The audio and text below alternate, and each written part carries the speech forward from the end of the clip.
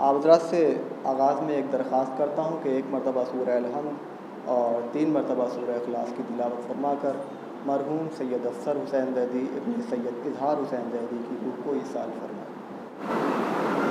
ایک بآواز بلند نعرہ صلوات۔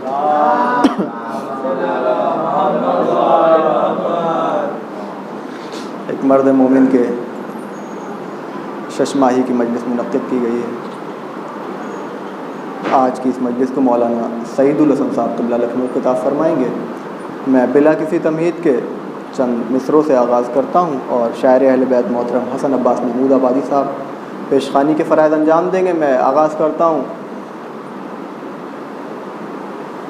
کہ بلا صفات شہ مشرقین لکھ دینا، بلا صفات شہ مشرقین لکھ دینا، بلا صفات شہ مشرقین لکھ دینا، قسم خدا کی محمد کا چین لکھ دینا، بلا صفات شہ مشرقین لکھ دینا، قسم خدا کی محمد کا چین لکھ دینا، تمام تم کو وصیت نہ میری یاد رہے، میرے کفن پہ فقط یا حسین لکھ دینا، تمام تم کو وصیت نہ میری یاد رہے، تمام تم کو وصیت نہ میری یاد رہے، میرے کفن پہ فقط یا حسین لکھ دینا۔ ایک صلوات پڑھ دیں بآواز بلند محمد۔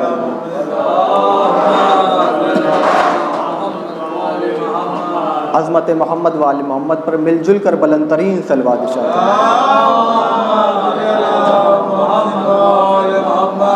کہ بلا صفات شہ مشرقین لکھ دینا، قسم خدا کی محمد کا چین لکھ دینا، تمام تم کو وصیت نہ میری یاد رہے، میرے کفن پہ فقط یا حسین لکھ دینا کہ زندگی عشق علی میں جو بسر کرتا ہے، دیکھیں گے توجہ چاہتا ہوں، زندگی محترم سامعین تشریف فرمائے، زندگی عشق علی میں جو بسر کرتا ہے، کچھ کاوش ہے جو آپ حضرات کی پیش نظر ہے کہ زندگی عشق علی میں جو بسر کرتا ہے، رہ کے پستی میں بلندی کا سفر کرتا ہے، زندگی عشق علی میں جو بسر کرتا ہے، زندگی عشق علی میں جو بسر کرتا ہے، رہ کے پستی میں، توجہ، رہ کے پستی میں بلندی کا سفر کرتا ہے کہ سن کے اکبر کی اذاں جاگ اٹھا اس کا ضمیر، زندگی عشق علی میں جو بسر کرتا ہے، زندگی عشق علی میں جو بسر کرتا ہے، رہ کے پستی میں بلندی کا سفر کرتا ہے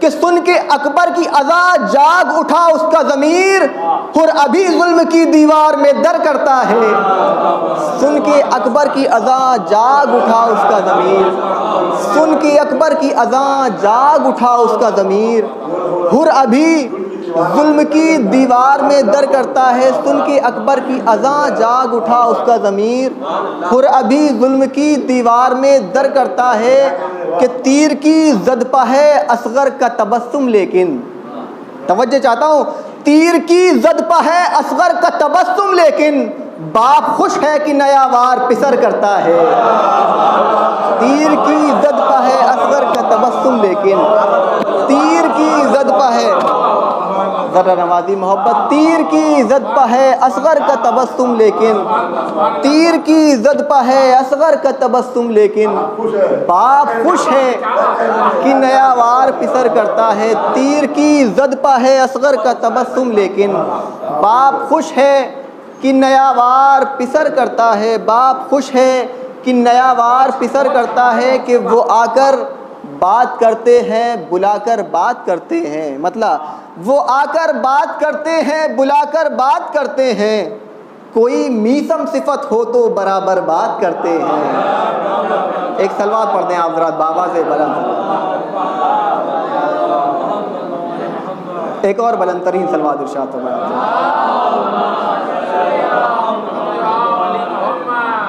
وہ آ کر بات کرتے ہیں بلا کر بات کرتے ہیں، چند شعر ہیں اور شاعر کو دعوت کلام دیتا ہوں کہ وہ آ کر بات کرتے ہیں بلا کر بات کرتے ہیں، کوئی میسم صفت ہو تو برابر بات کرتے ہیں، تسلسل ٹوٹ سکتا ہی نہیں علم الہی کا، تسلسل ٹوٹ سکتا ہی نہیں علم الہی کا، اگر قرآن چپ ہو جائے حیدر بات کرتے ہیں،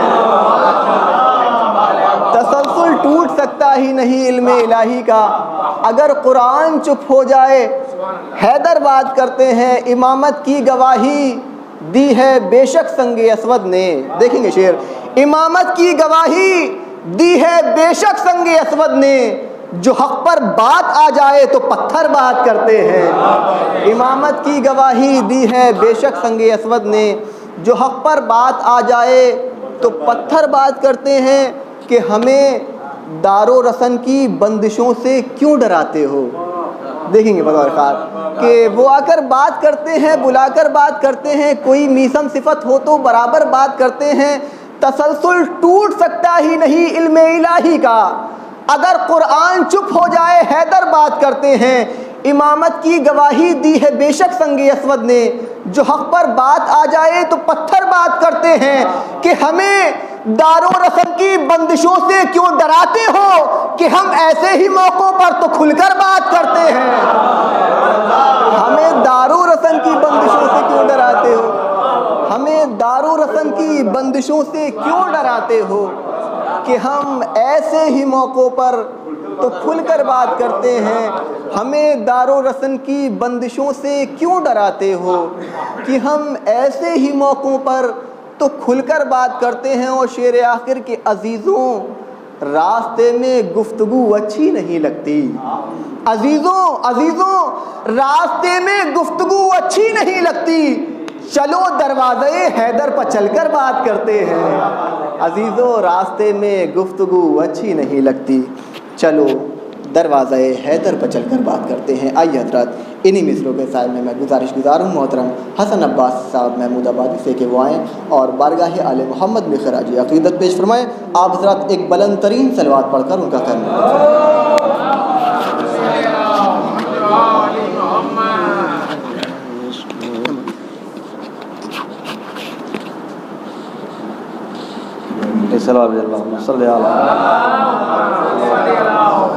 شعبان کا مہینہ ہے، امام حسین السلام کو چند اشعار سماعت فرمائیں. ایک صلوات اللہم صلی علی محمد. خوشی مناؤ کہ دنیا میں آ رہے ہیں حسین، کہ خوشی مناؤ کہ دنیا میں آ رہے ہیں حسین، کہ خوشی مناؤ کہ دنیا میں آ رہے ہیں حسین. چراغ عشق و محبت. ایک صلوات رضی اللہم.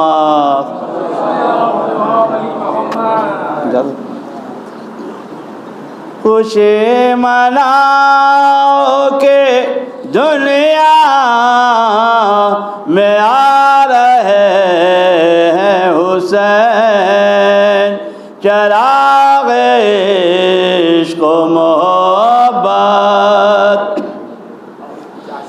جلا رہے ہیں حسین، اور لپٹ کے جھولے سے فطروس کہ لائے فطروس، کہ لپٹ کے جھولے سے سرور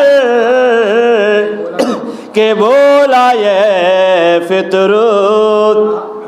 نصیب بگڑا ہمارا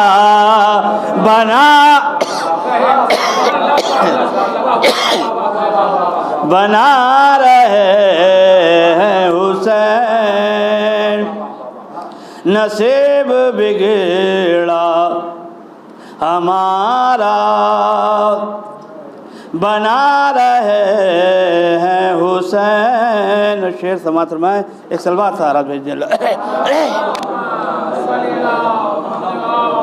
کہ ہے کون قاتل حیدر یہ کربلا کر. سماعت فرمائیں. کہ ہے کون قاتل حیدر یہ کربلا کر نقاب چہرے سے ان کے ہٹا رہے ہیں حسین، نقاب چہرے سے ان کے ہٹا رہے ہیں حسین۔ ایک صلوات میں اللہم صلی علی کہ رسول سجدے میں پشتے نبی پا ہے سرور، نہ جانے کتنی بلندی پا جا رہے ہیں حسین، نہ جانے کتنی بلندی۔ نعرہ صلوات اللہم، چار پانچ شعر کی اور رحمت ہے۔ صلوات میں اللہم صلی علی ذکر حیدر چلو کرا جائے، ذکر حیدر چلو کرا جائے۔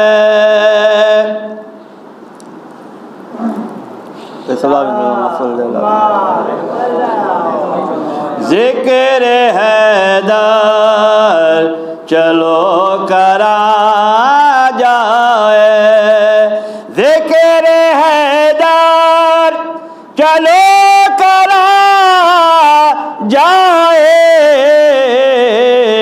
زندگی کا مزہ لیا جائے، زندگی کا مزہ لیا جائے۔ شعر سماعت فرمائے کہ ذکر حیدر میں جو بھی آئے یہاں، کہ ذکر حیدر میں جو بھی آئے یہاں، لے کے زہرا کی وہ دعا جائے، لے کے زہرا کی وہ دعا جائے۔ تھوڑا سا پانی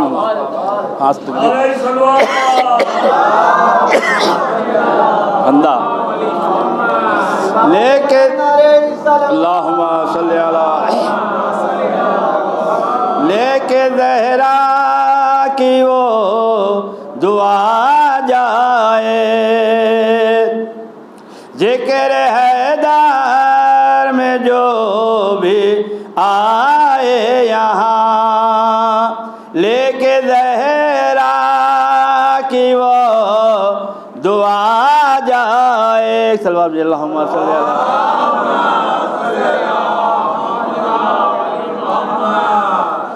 اور اپنی قسمت جنہیں بنانی ہو، اپنی قسمت جنہیں بنانے ہو، ذکر مولا علی میں آ جائے، ذکر مولا علی میں آ جائے۔ اور شعر خاص طور سے توجہ چاہتا ہوں کہ کچھ نہ رہ جائے گا قرآن سے اگر، سماعت فرمائیں، کہ کچھ نہ رہ جائے گا قرآن سے اگر، بے کا نقطہ ہٹا دیا جائے، بے کا نقطہ ہٹا دیا جائے، کہ کچھ نہ رہ جائے گا قرآن سے اگر، کہ بے کا نقطہ ہٹا دیا جائے۔ یہ بھی شعر کہ جس نے ستایا زہرا کو، کہ جس نے ستایا زہرا کو، کہ جس نے ستایا زہرا کو، کیسے حضرات انہیں کہا جائے، کیسے حضرات انہیں کہا جائے، جس نے ستایا زہرا کو، کیسے حضرات انہیں کہا جائے۔ اور یہ بھی تاریخی شعر حقیقت ہے، کسی کو کوئی طنز نہیں ہے، کوئی کمنٹ نہیں، شعر ہے۔ سماعت فرمائیں صلی اللہ علیہ وسلم کہ جن کو خود کہے گئے رسول برا، کہ جن کو خود کہے گئے رسول برا، کیوں نہ ان کو برا کہا جائے، کیوں نہ ان کو برا کہا جائے۔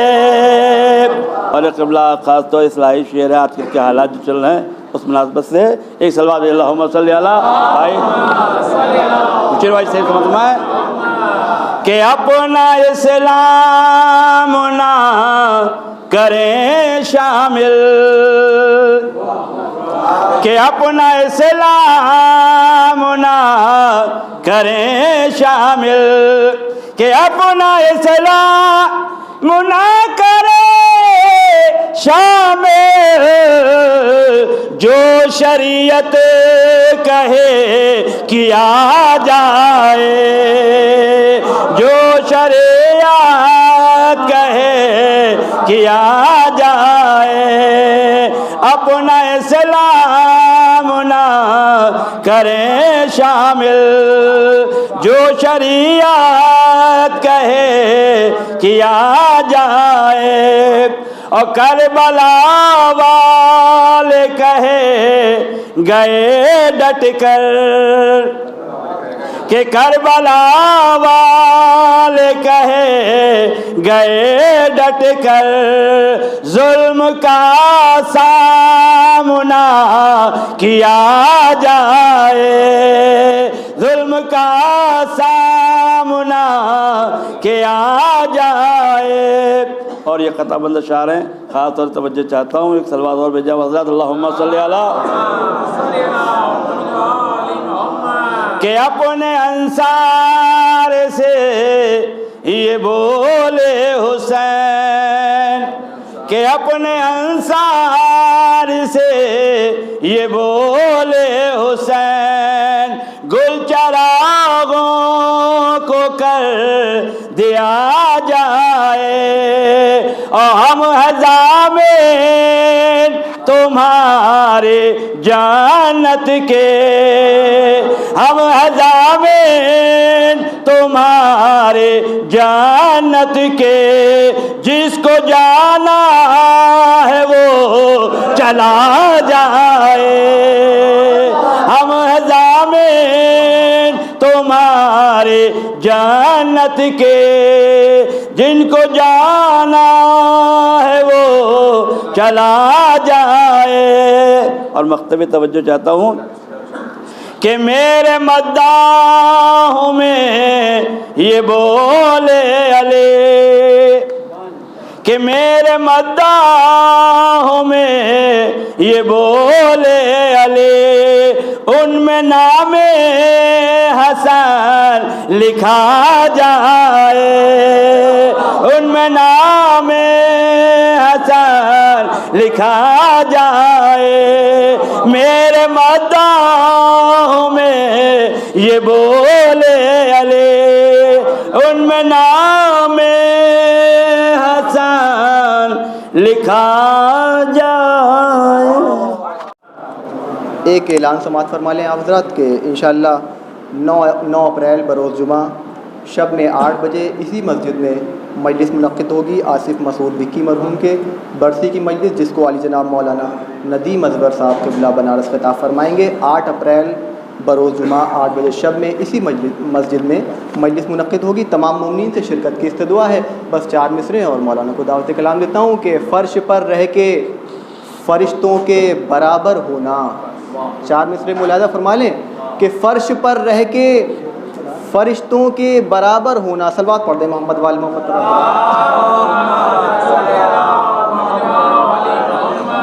کہ فرش پر رہ کے فرشتوں کے برابر ہونا میری قسمت میں تھا عباس کا نوکر ہونا. صلوات پڑھ دیں بابا سے بلند محمد وال محمد.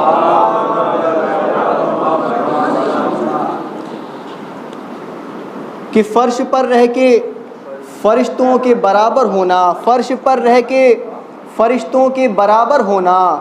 فرش پر رہ کے فرشتوں کے برابر ہونا میری قسمت میں تھا عباس کا نوکر ہونا. تیسرا اور چوتھا مصرع بالخصوص کہ فرش پر رہ کے فرشتوں کے برابر ہونا.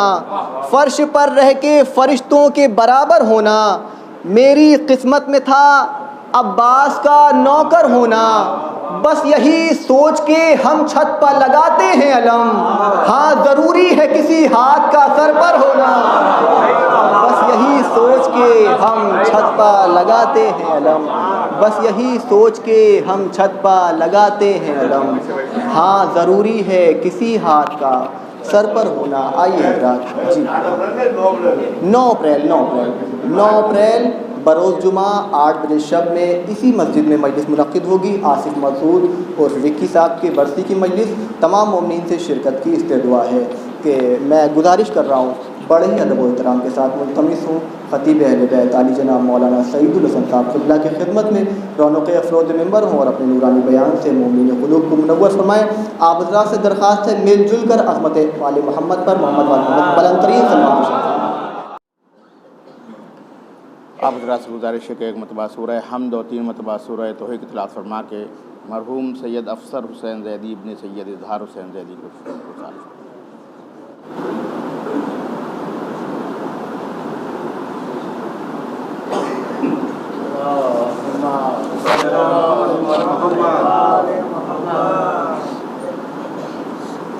لا حول ولا قوة الا باللہ العلی العظیم.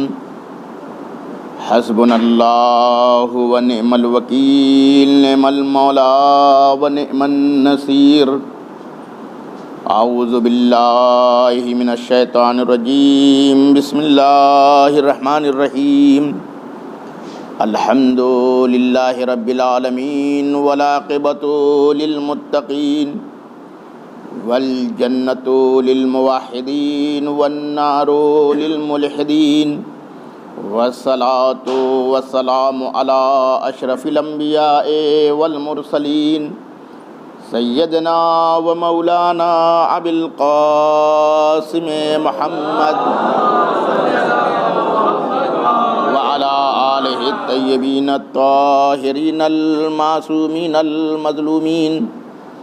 لا سیما بقیت اللہ فی الارضین ارواحنا لتراب مقدمہ الفدہ ولعنت اللہ علی اعدائہم اجمعین.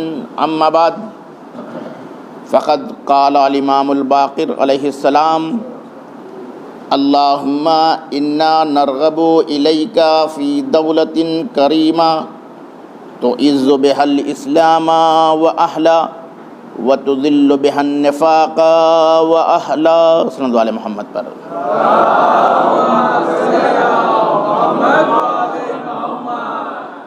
عزیزان گرامی، کیونکہ ابھی 15 شعبان کی جو مناسبت گزری ہے وہ ہمارے وقت کے امام مہدی علیہ الصلوۃ والسلام کی ولادت باسعادت کی مناسبت ہے.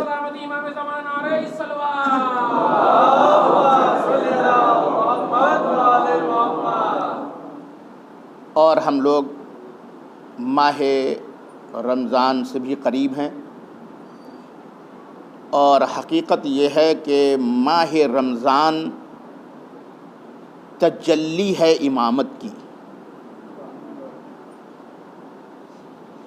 شب قدر تجلی ہے امامت کی، اس لیے میں نے چاہا کہ یہ مقدمہ بھی رہے ماہ رمضان کے لیے بھی۔ میں نے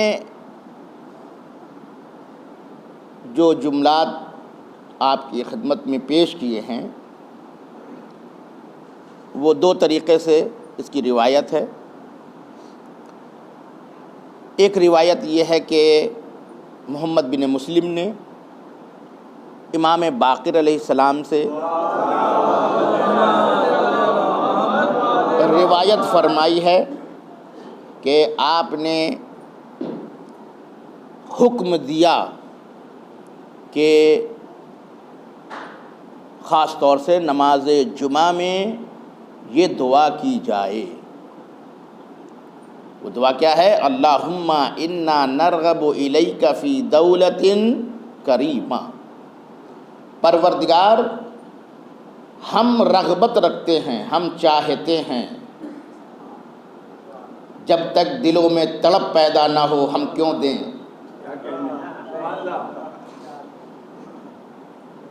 امام سے ہمارا ایک رابطہ ہونا چاہیے، وہ رابطہ ہے رغبت کا، کہ ہم دل سے انہیں چاہیں۔ توجہ چاہ رہا ہوں، یہ بہت ہی اہم لفظ ہے جو رکھا گیا ہے۔ ہم سب اپنے اپنے اندر ٹٹولیں کہ ہم جب امام کا نام سنتے ہیں تو ہم میں رغبت ہوتی ہے یا ڈر اور خوف۔ میں توجہ چاہ رہا ہوں کرنے کی، اگر ہم ڈر رہے ہیں تو اس کا مطلب یہ ہوا کہ ہم نے ان کو پہچانا نہیں ہے۔ تو یہ بہرحال عام طور سے ایسے موضوعات پر گفتگو نہیں ہوتی ہے۔ واقعاً ہم نے امام کو جو پیش کیا ہے وہ ڈراؤنے انداز میں پیش کیا ہے۔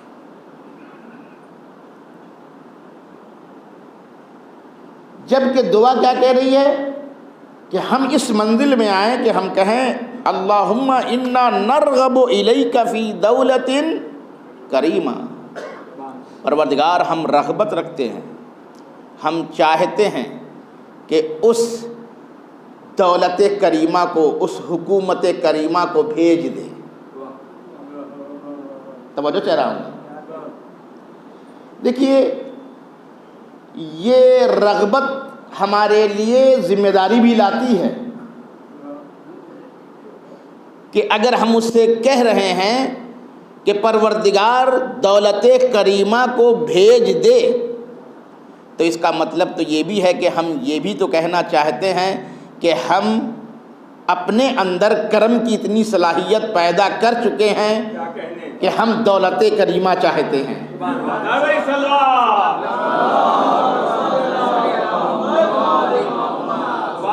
توجہ چاہ رہا ہوں۔ اچھا، جب یہ دولت کریمہ آئے گی تو رزلٹ اس کا کیا ہے یہ بھی بیان کیا جا رہا ہے، اسی دعا کے اندر رزلٹ بھی ہے۔ تو عز و بحل اسلام و اہلا، وہ جب حکومت کریمہ آئے گی تو اسلام اور اہل اسلام کو عزت ملے گی۔ وَتُذِلُّ بِهَا النِّفَاقَ وَأَهْلَهُ، اور نفاق اور اہل نفاق کو ذلت ملے گی، ذلیل ہوں گے۔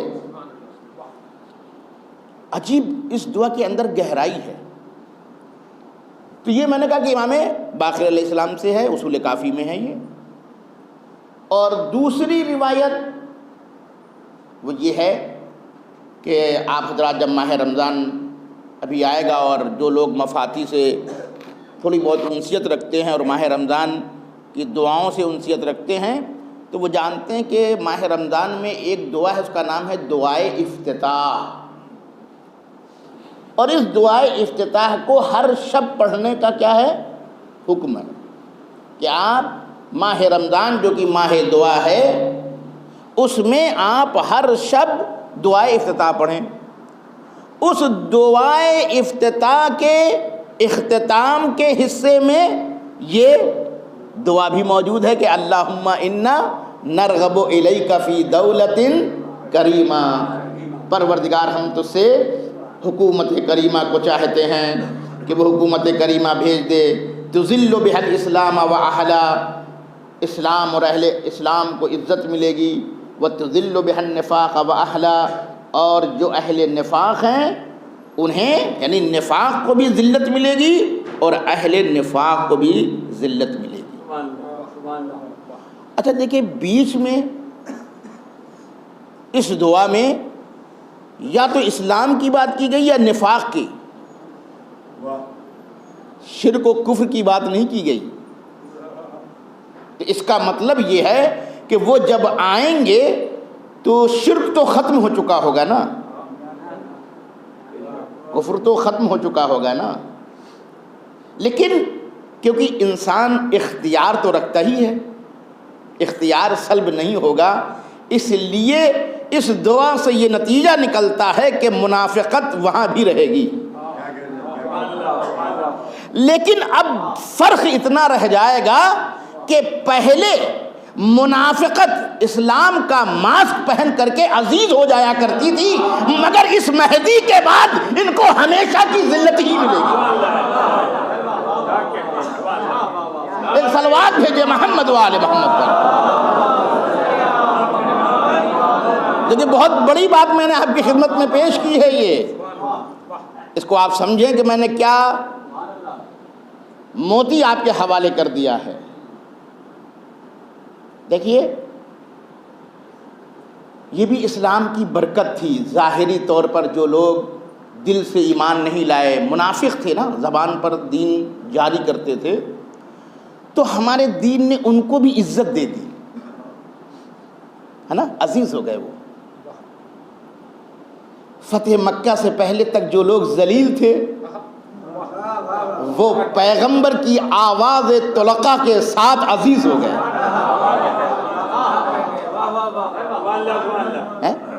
انتم الطلقاء، جاؤ تم سب کے سب، کیونکہ میں کریم ہوں اور کریم کرم ہی کرتا ہے۔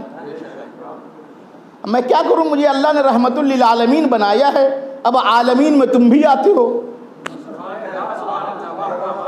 میں توجہ چاہ رہا ہوں، اللہ نے رحمت للعالمین بنایا نا، تو ان عالمین میں یہ ایسے بھی لوگ تھے، تو ان پر بھی تو وہ رحمت کرے گا یا نہیں کرے گا؟ رحمت کرے گا، اس لیے پیغمبر نے رحم کھایا۔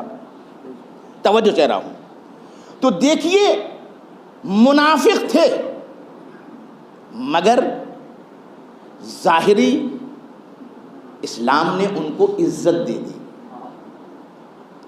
اور اتنی زیادہ عزت ہو گئی کہ کاتب وحی بھی بن گئے ہیں۔ آج ایک مسئلہ یہ بھی ہے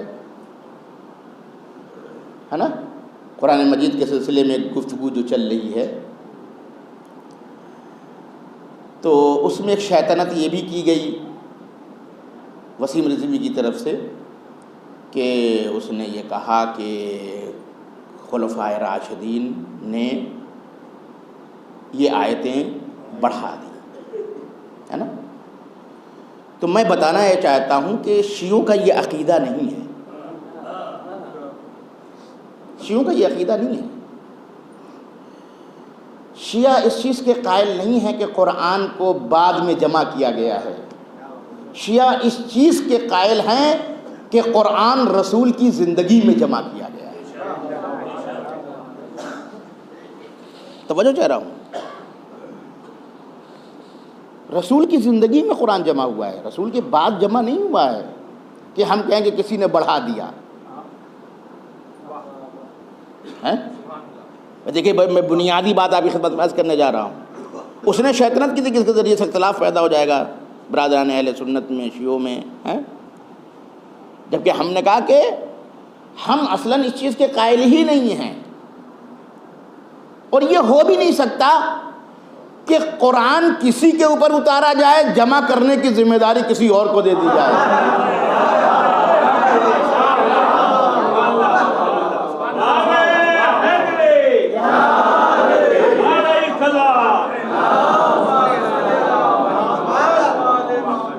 اسی لیے ہمارے علماء نے دلیل دی ہے، ہمارے علماء نے دلیل دی ہے کہ قرآن خود پیغمبر کے زمانے میں جمع ہو گیا تھا۔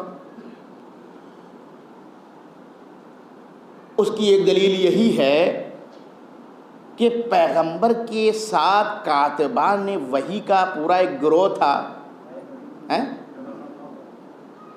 اور یہ گروہ اس قدر اہم تھا کہ جو بعد میں آئے انہوں نے بھی اپنا نام لکھوا لیا تاریخ میں اقتدار کے سہارے۔ تو اب آپ یہ بتائیے کہ پیغمبر کے زمانے میں جو کاتبان وحی تھے ان کا کام کیا تھا؟ اگر قرآن بعد میں جمع ہو رہا ہے تو پھر یہ لکھ کیا رہے تھے؟ توجہ چاہ رہا ہوں مدانی گرامی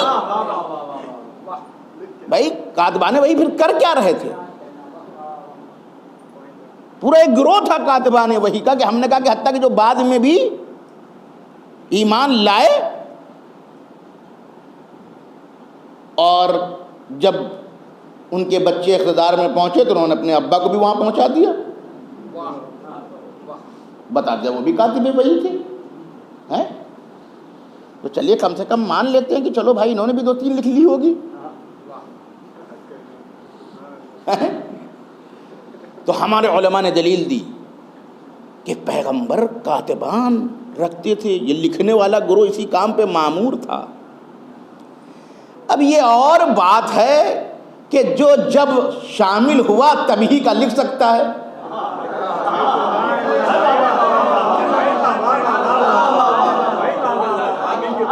توجہ چاہ رہا ہوں بھائی، جو جب شامل ہوا نا تبھی سے تو لکھے گا۔ اسی لیے تاریخ میں ہمیں ایک آواز ملتی ہے جس کو سب نے لکھا ہے، سب نے قبول کیا ہے، وہ ہے مولا کائنات۔ آپ فرماتے ہیں کہ پیغمبر نے مجھے پورا قرآن املا کرایا اور ہم نے پورا قرآن لکھا ہے۔ توجہ چاہ رہا ہوں، مولا کائنات یہ نہیں کہہ رہا کہ میں نے خود جمع کیا ہے، پیغمبر نے املا کرایا، یعنی وہ بولتے تھے اور میں لکھتا تھا۔ تو اس کا مطلب یہ ہوا کہ بنیادی طور پر ہم حضرت علی کو بھی جامع قرآن نہیں مانتے، رسول کو مانتے ہیں۔ اب وہ اور بات ہے کہ جو نور ہے وہ نور ہی کا انتخاب کرے گا۔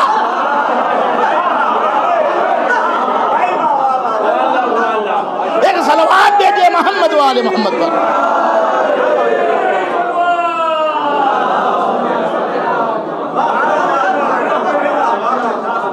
جو نور ہے وہ نور ہی کا تو انتخاب کرے گا۔ اور یہ فیکٹ ہے کہ شروع سے لے کر کے آخر تک کوئی نہیں رہا۔ اگر کوئی رسول کے ساتھ جب سے، میں صرف قرآن کے حوالے سے گفتگو کر رہا ہوں اس لیے قرآن کی بات کر رہا ہوں، ورنہ تو وہ تو پہلے بھی تھے، لیکن جب پہلی وحی نازل ہوئی اور جب آخری وحی نازل ہوئی تو ہر جگہ کون ہے ساتھ میں؟ مولا علی۔ یہ بھی سب نے قبول کیا ہے، یہ بھی سب نے قبول کیا۔ توجہ چاہ رہا ہوں، یہ بھی سب نے قبول کیا ہے کہ ابتدا سے لے کر کے آخر تک اگر کوئی تھا تو علی تھے۔ ارے جب اس کا پڑھایا ہوا ابن عباس حبر الامہ بن جائے،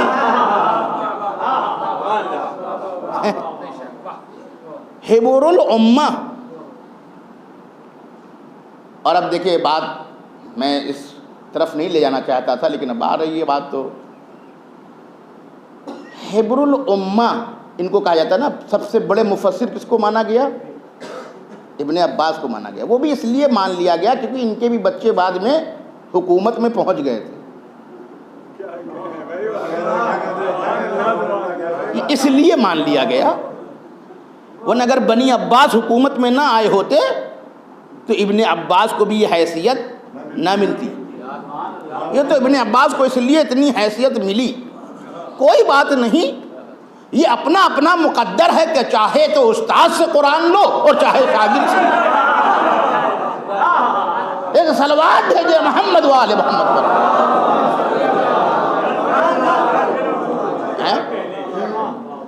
اب لوگ جملہ میں آپ کے حوالے کر رہا ہوں، آپ نے میثم تمار کا نام تو سنا ہی ہے نا؟ میثم تمار، دیکھیں ایک طرف یہ حبر الامہ ہیں، مولا کے شاگرد، قرآن میں تفسیر میں ان کو سب سے اہم مقام حاصل ہے، مگر میں ان حبر الامہ کو بھی بتاتا ہوں کہ جب میثم تمار مولا علی کی شہادت کے بعد مدینے آئے ہیں اور جناب ابن عباس سے ملاقات کی ہے، تو اب انہوں نے کہا کہ ابن عباس لکھو، میرے مولا نے ابتدا سے انتہا تک پورے قرآن کی تفسیر مجھے بتائی ہے۔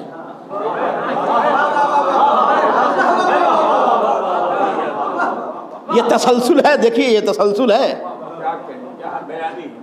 میثم تمار نے کہا یہ بات جناب ابن عباس سے کہ مولا علی نے مجھے ابتدا سے لے کر کے انتہا تک، سوچئے جو کوفے کے چند سالہ دور میں علی کے ساتھ ہو جائے وہ حبر الامہ کو بتائے۔ یہاں سے جناب میثم تمار کی حیثیت سمجھیے گا آپ لوگ، وہ کوئی جاہل آدمی نہیں تھے، اصلاً مولائے کائنات کے اصحاب سر میں تھے۔ اصحاب سر یعنی رازدار، میثم تمار ان میں سے تھے، اصحاب سر میں تھے، رازدار تھے۔ ظاہر سی بات ہے کہ میں اس طرف نہیں جانا چاہتا ہوں۔ تو مولا علی نے دعویٰ کیا، اور یہ روایت تمام برادران اہل سنت کی کتابوں میں ہے، اور ابھی جو کلپ سلمان ندوی صاحب کی آئی ہے حیدرآباد میں، تو انہوں نے اس روایت کو کوٹ بھی کیا ہے نا، کہ مولا علی جو ہیں وہ شروع سے آخر تک انہوں نے جو ہے قرآن کو کیا کیا، شان نزول کے ساتھ، کون آیت کہاں اتری، کس کے بارے میں اتری۔ تو مولا علی کا یہ قول، کاتبان وحی میں ایک مولا علی بھی آتے ہیں، ہے یا نہیں؟ تو مولا علی کا یہ قول فریقین نے لکھا کہ پیغمبر نے مجھے پورے قرآن کو املا کرایا اور میں نے لکھا، پیغمبر کی زندگی میں یہ کام ہوا۔ اب ہمارے علماء جو دلیل دیتے ہیں، خود قرآن کے اندر دلیل ہے کہ یہ کام کسی اور کے سپرد ہو ہی نہیں سکتا ہے۔ جس طریقے سے قرآن کو اللہ نے نازل کیا ہے اور جس طریقے سے قرآن کے بارے میں اللہ نے وعدہ کیا ہے کہ اس کی حفاظت کرے گا، اسی طریقے سے اللہ نے اس کے جمع کرنے کا وعدہ لیا۔ قرآن مجید میں آیت ہے ان علینا جمعہ وقرآنہ، میرے اوپر ہے، یہ اللہ کہہ رہا ہے، میں نہیں کہہ رہا ہوں۔ اب یہ تو روایت بھی نہیں کہ آپ کہیے کہ ضعیف ہے، بھائی روایت میں تو گنجائش بھی پیدا کر سکتے نا، جب موافق ہوتی تو کہتا ہے کہ وہ بچے تھے لیکن لے لو، اور جب نہیں لینا ہو تو کہتے ہیں بچے تھے، ہے نا، ایک بام دو ہوا۔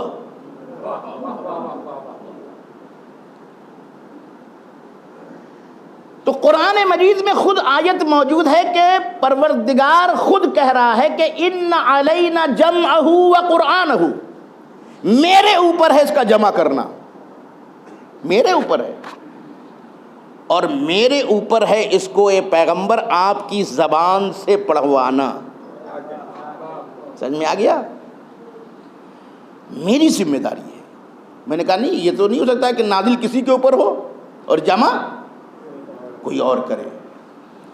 تو دوسری دلیل ہمارے علماء نے دیا کہ خود قرآن کہہ رہا ہے کہ اللہ وعدہ کر رہا ہے کہ میری یہ ذمہ داری ہے کہ میں جمع کروں گا، تو وہ کس کے ذریعے سے جمع کرے گا؟ بھئی جس پر اتارا ہے اسی کے تو ذریعے۔ تو پیغمبر کی زندگی میں کام ہوا، اور علماء نے ہماری دلیلیں دی۔ اچھا دیکھیے، قرآن کے مختلف سورے ہیں، ہے نا، اور سب سوروں کے بارے میں پیغمبر سے ثواب ذکر کیے گئے ہیں، ہے نا۔ سورہ یاسین پڑھو تو یہ ثواب، سورہ رحمان پڑھو تو یہ ثواب ہے. تو اس کا مطلب کیا ہوا؟ ہمارے علماء نے کہا کہ اس کا مطلب یہ ہوا کہ سورے بعد میں نہیں جمع ہوئے ہیں. پیغمبر کی زندگی میں سورے بن گئے تھے، تبھی تو انہوں نے کہا سورہ یاسین کا یہ ثواب ہے، سورہ رحمان کا یہ ثواب ہے، اور کہا اگر یہ زندگی میں مر گئے ہیں تو کچھ مرنے کے بعد کے بھی ثواب بیان کر دو.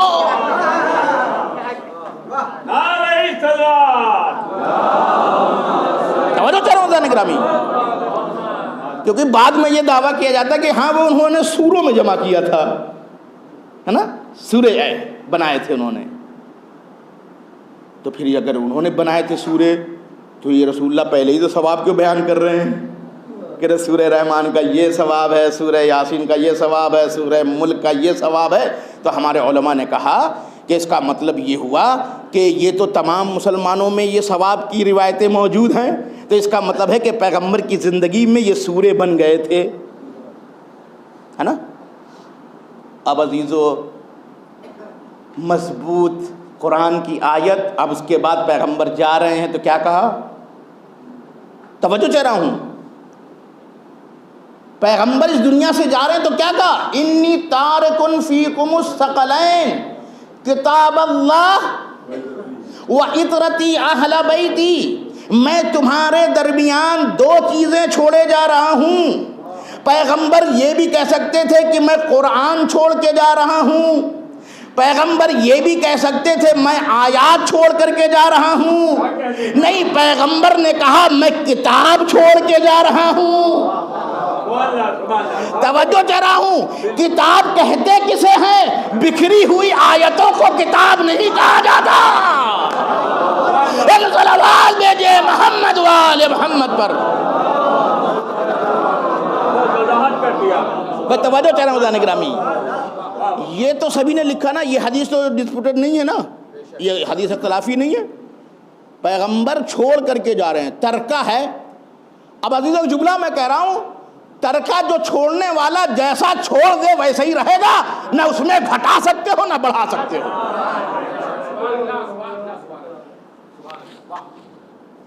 تو یہ بہت محکم بات کہ پیغمبر تو یہ بھی کہہ سکتے تھے نا میں تمہارے پاس آیات چھوڑ کے جا رہا ہوں، تو بہت تشفی جاتی دل کو، چلو بھیا بکھری ہوئی آیتیں چھوڑ کے چلے گئے تھے. نہیں، وہ بہت باندھ کے رکھا پیغمبر نے، جبکہ مشہور نام لینا چاہیے تھا کہ میں قرآن چھوڑے جا رہا ہوں، اس لیے کہ پیغمبر کی آنکھیں دیکھ رہی تھیں کہ مستقبل میں کیا ہونے والا ہے. اسی لیے جب بھی تذکرہ کیا کہا کتاب چھوڑے جا رہا ہوں اور عطرت چھوڑے جا رہا ہوں. ایک صلوات بھیجے محمد وآل محمد پر.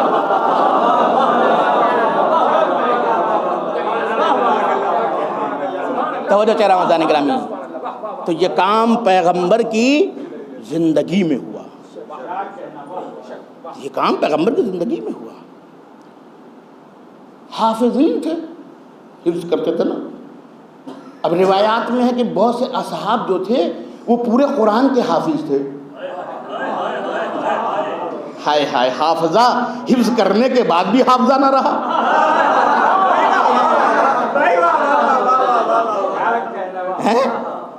حفظ کرنے کے بعد بھی حافظہ نہ رہا. کہنے کہ بعض اصحاب ایسے تھے پورا قرآن ان کو یاد تھا. تو آپ نے کہاں سے طے کیا کہ پورا تھا؟ بھائی جب جمع ہی نہیں ہوا، میں توجہ کہہ رہا ہوں، بھائی جب جمع ہی نہیں ہوا تو یہ پورا لائے کہاں سے آپ؟ تو اس کا مطلب ہے کہ جو روایتیں یہ کہتی ہیں کہ فلاں صحاب ایسے تھے جنہوں نے پورا قرآن یاد کیا تھا اور پیغمبر کی زندگی میں یہ کام کیا تھا، تو اس کا مطلب ہے کہ پورا قرآن جمع شدہ تھا. ایک صلوات بھیجئے محمد وآل محمد.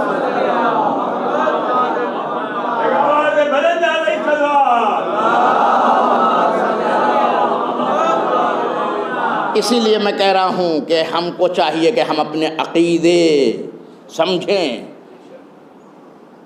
اور یہ تعجب نہ کیجیے گا آپ، یہ سب اہل سیاست سب کرتے رہتے ہیں کام، ہے نا.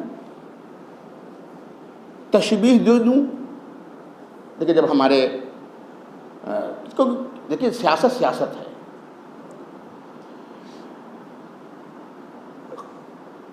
جب ہمارے ملک میں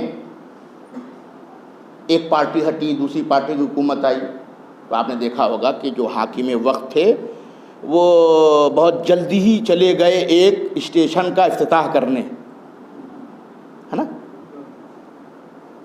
جذبات, ہے نا, جبکہ اس اسٹیشن کو بنایا کس نے تھا؟ انہوں نے یا پہلے والے نے؟ توجہ چاہ رہا ہوں, میں توجہ چاہ رہا ہوں, میں دلیل دے رہا ہوں آپ کو. یہ سب اہل سیاست کے کھیل کھیلتے رہتے ہیں. تو بنایا تھا تو اس بیچارے نے, ہے نا, لیکن افتتاح کر کے نہیں گیا وہ.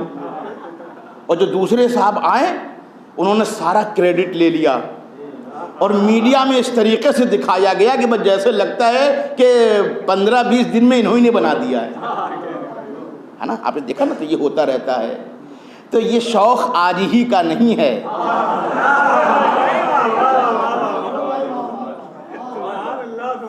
یہ شوق آج ہی کا نہیں ہے, یہ تو ہمیشہ سے رہا ہے نا, یہ ہمیشہ سے رہا ہے. اچھا, ایک شنکراچاریہ صاحب کی بھی ایک کلپ آ رہی ہے. انہوں نے پہلے آیات پڑھی تو ہوا کیا, کنفیوژن کہاں سے پیدا ہوا کہ ظاہر سی بات ہے کہ آدھی آیت کا ترجمہ کر دیا گیا, آدھی آیت غائب کر دی گئی. آپ جو چاہیے میں قرآن سے ثابت کر دوں گا, میں ثابت کر دوں گا کہ نماز کے قریب نہ جاؤ, قرآن میں لکھا ہے لا تقربوا الصلاۃ, نماز کے قریب نہ جاؤ, یہ تو قرآن میں لکھا ہے نا. تو آدھا, اور ہم بے بانگ دوہل بھی کہتے تھے قرآن میں لکھا ہوا, مگر بات یہ کہ قرآن میں اتنا ہی نہیں لکھا ہے, اس کے آگے بھی ہے. آگے کیا ہے؟ آگے یہ ہے کہ وَأَنْتُمْ سُكَارَىٰ, دیکھو جب تم نشے کی حالت میں ہو تو نماز کے قریب نہ جانا. سمجھ میں آ گیا؟ تو ابھی اس طریقے سے اگر ترجمہ کیا جائے تو ہم نے کہا جو آپ چاہیں آدھی آیت غائب کر دیں, آدھی آیت کا ترجمہ کر دیں. تو اس طریقے سے کیا گیا. کچھ آیتوں کو بھائی, بعض آیتیں ہیں جو بعض آیتوں سے مربوط ہیں, ان کو ان سے ہٹا کر کے 20 سے ایک آیت کو ترجمہ کر دیا گیا, ہے نا. وہ کسی بیک گراؤنڈ میں نازل ہوئی تھی, اس بیک گراؤنڈ سے ہٹا کر کے اس کو ترجمہ کر دیا گیا, ہے نا. تو اس طریقے سے یہ خرابی ہوئی. تو انہوں نے کہا کہ وہ لکشمی صاحب ہیں شنکراچاریہ, تو انہوں نے کتاب بھی لکھی. کہنے لگے کہ جب میں نے سنا کہ بھائی ایسا قرآن حکم دیتا ہے تو پھر میں گیا اور ترجمہ لے کے آیا, اور میں نے قرآن کا ترجمہ پڑھا. مسلم ترجمہ کرنے والا ہے نا. کہ لیکن جب میں نے ترجمہ پڑھا تو دیکھا کہ ہاں بھائی بات تو جو کہی جا رہی تھی وہی لکھی ہوئی ہے اس میں, ہے نا. تو یاد رکھیے گا کہ تنہا قرآن, جب عربی والا قرآن تنہا کافی نہیں ہے تو ترجمہ کافی کہاں سے ہو جائے گا. اسی لیے تو اہل بیت کا ساتھ ہونا ضروری ہے. توجہ چاہ رہا ہوں. تو اب انہوں نے عجیب بات کہی کہ بعد میں انہوں نے کتاب بھی لکھ دی اور دین اسلام کو انہوں نے آتنکواد سے جوڑ دیا, ہے نا, اور کتاب پوری منظر عام پر آ گئی. اس کے بعد کہتے ہیں کہ میں نے بعض علماء سے ملا تو انہوں نے کہا کہ بات یہ ہے کہ آپ نے آدھی بات لی ہے اور آدھی بات بھول گئے ہیں. قرآن کو سمجھنا ہے تو پہلے سیرت رسول کو پڑھنا پڑے گا, ہے نا. عجیب بات ہے. دیکھیے تاریخ کیسے تماچا مارتی ہے. کل یہ کہا جاتا تھا کہ اگر سیرت رسول رہے گی تو قرآن مٹ جائے گا. نہیں سمجھے ہی نہیں آپ. بھائی پیغمبر کی وفات کے بعد پیغمبر کی حدیث پر پابندی لگا دی, پیغمبر کی سنت پر پابندی لگا دی. کوئی آدمی حدیث نقل نہیں کرے گا, کوئی آدمی یہ نہیں بتائے گا پیغمبر نے کیا کیا ہے, کیونکہ خطرہ یہ ہے کہ اگر پیغمبر نے کیا کیا ہے تو پھر سامنے یہی آئے گا کہ زلفیں کس کے ہاتھ میں ہیں. سمجھ میں آیا؟ ہاتھوں پہ اٹھایا تو کس کو اٹھایا، بزم سے اٹھایا تو کس کو اٹھایا. تو اس لیے کہا کہ اس پہ ہی بین لگا دو، نہ رہے گی بانس. سب سے پہلے اچھا بات یہ ہوتی کہ کبھی بھی ایسا نہیں ہوتا کہ جو بات ہو وہی کہی جائے. سیاست میں تو یہی سب چیزیں ہوتی ہیں، اس میں دکھتا ہے کچھ اور ہوتا ہے کچھ. تو یہاں بھی یہی معاملہ ہوا کہ ان کو یہ معاملہ کرنا تھا کہ حدیث پیغمبر سامنے نہ آئے، پیغمبر کا عمل سامنے نہ آئے. تو اب یہ تو نہیں کہہ سکتے کہ پیغمبر کے قول پہ کہا کہ سابقہ امتوں نے جو ہے وہ اپنے نبیوں کی اقوال کی طرف زیادہ توجہ دی، تو اس کا نتیجہ یہ ہوا کہ جو ان کے اوپر کتاب نازل ہوئی تھی اس میں تحریف ہو گئی. اس لیے قرآن کو بچانے کا بہترین طریقہ یہ ہے کہ حدیث پر پابندی لگا دی جائے، ہے نا. مذہب کو مذہب کے خلاف یوز کرنا یہ آج کی سیاست نہیں ہے. مذہب کو مذہب کے خلاف استعمال کرنا یہ آج کی سیاست نہیں ہے، یہ زمانہ قدیم سے ہے. تو یہ کہہ کر کے پابندی لگائی گئی کہ قرآن مجید مٹ جائے گا اگر حدیث رہے گی. آپ جانتے ہیں کہ جس نے حدیث پر سے پابندی لگائی اٹھائی اس کا نام ہے عمر ابن عبدالعزیز خلیفہ، جو اموی خلیفہ ہیں. وہ 99 سے 101 میں خلیفہ رہے ہیں. حدیث پر سے پابندی جس نے ختم کی ہے وہ عمر ابن عبدالعزیز ہیں. یاد رکھیے گا، پابندی کا ختم ہو جانا اور ہے اور اس کا لکھنا اور ہے. اسی لیے دنیا میں جو بھی حدیث کی کتابیں ہیں وہاں پیغمبر سے لے کر کے اور لکھنے والے تک گیپ موجود ہے. ہم بلا فصل صرف علی کو ہی نہیں مانتے ہیں، ہم قول رسول بھی مانتے ہیں تو بلا فصل مانتے ہیں.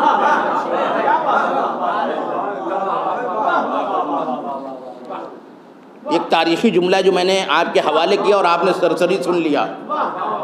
اب موڈ نہیں ہے تو پھر کوئی فائدہ ہی نہیں ہے. قول بلا فصل کے ہم قائل ہیں، حدیث بلا فصل کے ہم قائل ہیں، ہے نا.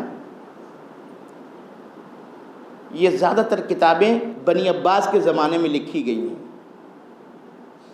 یہ جتنی بھی صحیح کہی جاتی ہیں یہ بنی عباس کے زمانے میں لکھی گئی ہیں. سوچئے رسول کو گزرے ہوئے اتنا زمانہ ہو چکا ہے کہ کم سے کم 3-4 نسلوں کا گیپ ہے نا. اب جب بخاری صاحب لکھ رہے ہیں تو رسول اللہ سے سنا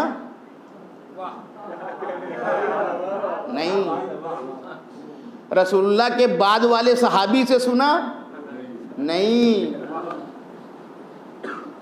میں تو کبھی کبھی سوچتا ہوں کہ ہو سکتا ہے کہ ان بیچاروں نے نہ کہا ہو، ان کے سر منڈ دیا گیا، اس لیے کہ وہ بھی بیچارہ اپنا دفاع کرنے کے لیے موجود ہی نہیں ہے کہ ہم نے کہا بھی کہ نہیں کہا. گیپ ہے، توجہ چراؤ. یہی اصل مدعا تھا، یہی اصل مدعا تھا کہ اتنے زمانے کا فاصلہ ہو جائے گا پھر کوئی تمیز رہے گی. تو حدیث میں گیپ ہے. مانا بعد میں لیکن مقصد تو حاصل ہی ہو چکا تھا نا. عزیزو ایک جملہ کہہ رہا ہوں، یہ جملہ یاد رکھیے گا. ہم حدیث بلا فصل کے قائل ہیں.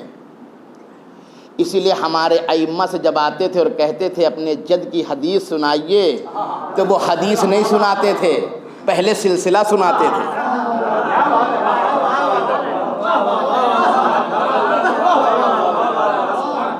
توجہ دے رہا ہوں، وہ پہلے حدیث نہیں سناتے تھے، سلسلہ سناتے تھے. اور اگر چھوٹی بزم کی باتیں یاد نہ ہو تو نیشا پور کا میدان یاد کرو.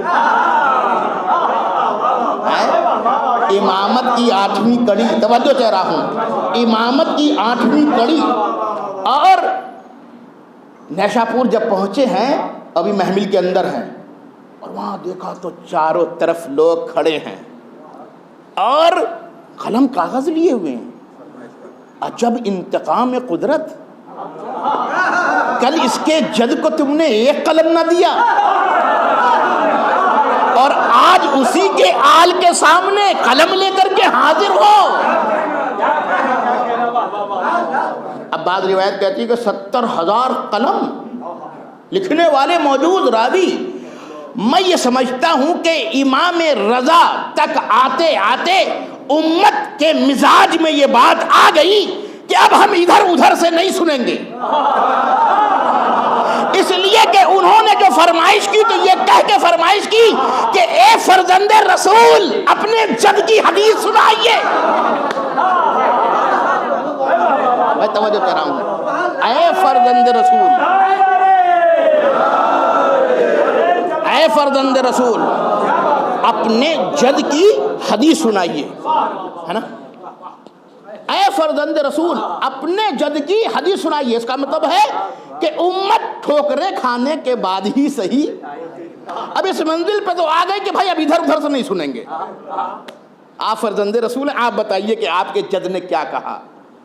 تب ان کو جو چاہیے تھا کہ فوراً کہہ دیتے، کہا ایسے نہیں، بتاؤں تو کہ یہاں دیکھو معاملہ فصل والا نہیں ہے، یہ بلا فصل معاملہ ہے نا. اب امام نے بیان کیا، کہا مجھ سے میرے والد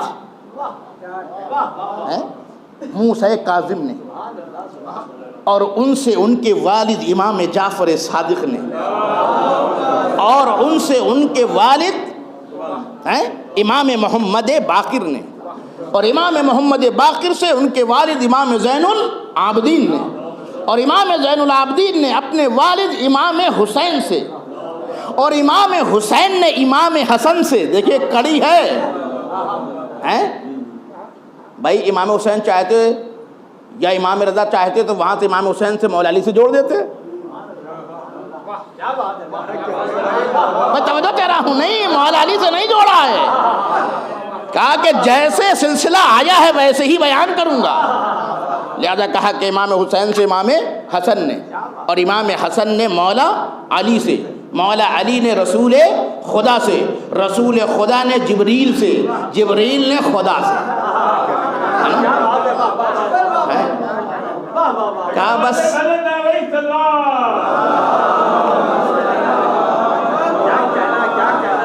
کہا بس ایک ہی سلسلہ ہے جو بلا فصل رسول تک بھی پہنچائے اور خدا تک بھی پہنچائے. اسی لیے اس کو سلسلہ ذہب کہا جاتا ہے، اس سند کو سلسلہ ذہب کہا جاتا ہے. ایک بہت بڑے مفسر ہیں فخر رازی صاحب، آپ فرماتے ہیں کہ اگر یہ سلسلہ کسی مجنون پہ بھی پڑھ کر کے پھونک دیا جائے تو وہ عقل مند ہو جائے.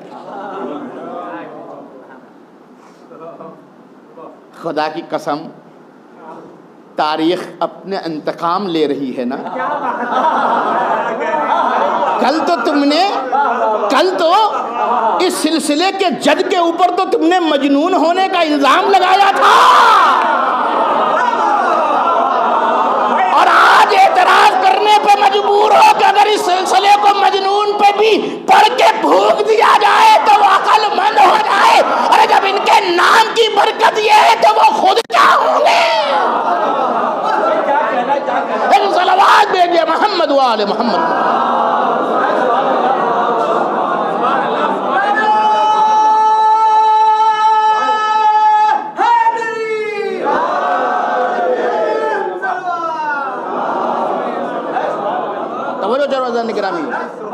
تو حدیث پر یہ کہہ کر کے پابندی لگائی گئی کہ اگر یہ رہے گا تو قرآن مٹ جائے گا. عجیب معاملہ ہے، ایک ہی ملے گا، ایک کو مٹ نہیں ہے. مگر جسے رسول نے کہا ہو کہ میں نے چھوڑا ہے وہ مٹ تو سکتے نہیں، ہے نا. یہی وجہ ہے. توجہ چاہ رہا ہوں ذرا گرامی. اب میں ایک بنیادی سوال کر رہا ہوں. یہ کہا گیا کہ اگر حدیث رہی تو قرآن مٹ جائے گا. میں کہتا ہوں لاؤ وہ قرآن کی آیت جو بغیر حدیث کے ثابت ہو جائے.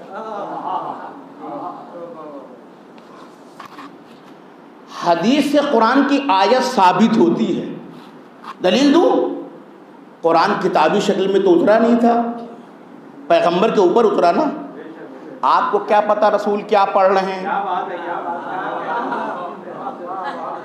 توجہ چاہ رہا ہوں بھائی. رسول آیت پڑھ رہے ہیں یا اپنی بات کر رہے ہیں؟ سامنے والوں کو تو یہ بھی تمیز نہ تھی. اسی لیے توجہ چاہ رہا ہوں، پیغمبر جب آیت پڑھتے تھے تو وہاں بھی سلسلہ بیان کرتے تھے. کہتے تو سنو، جبریل امین آئے، مجھ پر یہ آیتیں لے کر کے آئے، اور میں یہ آیت ربانی کی تلاوت تمہارے سامنے کر رہا ہوں. تو اس کا مطلب یہ ہے کہ جب تلک قول رسول پہلے نہ بیان ہو جائے آیت بیان ہو ہی نہیں سکتی.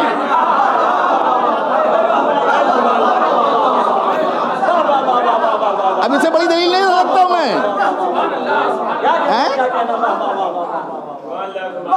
تو عزیزو، جو حدیث قرآن کو ثابت کرتی ہو وہ مٹا کیسے سکتی ہے؟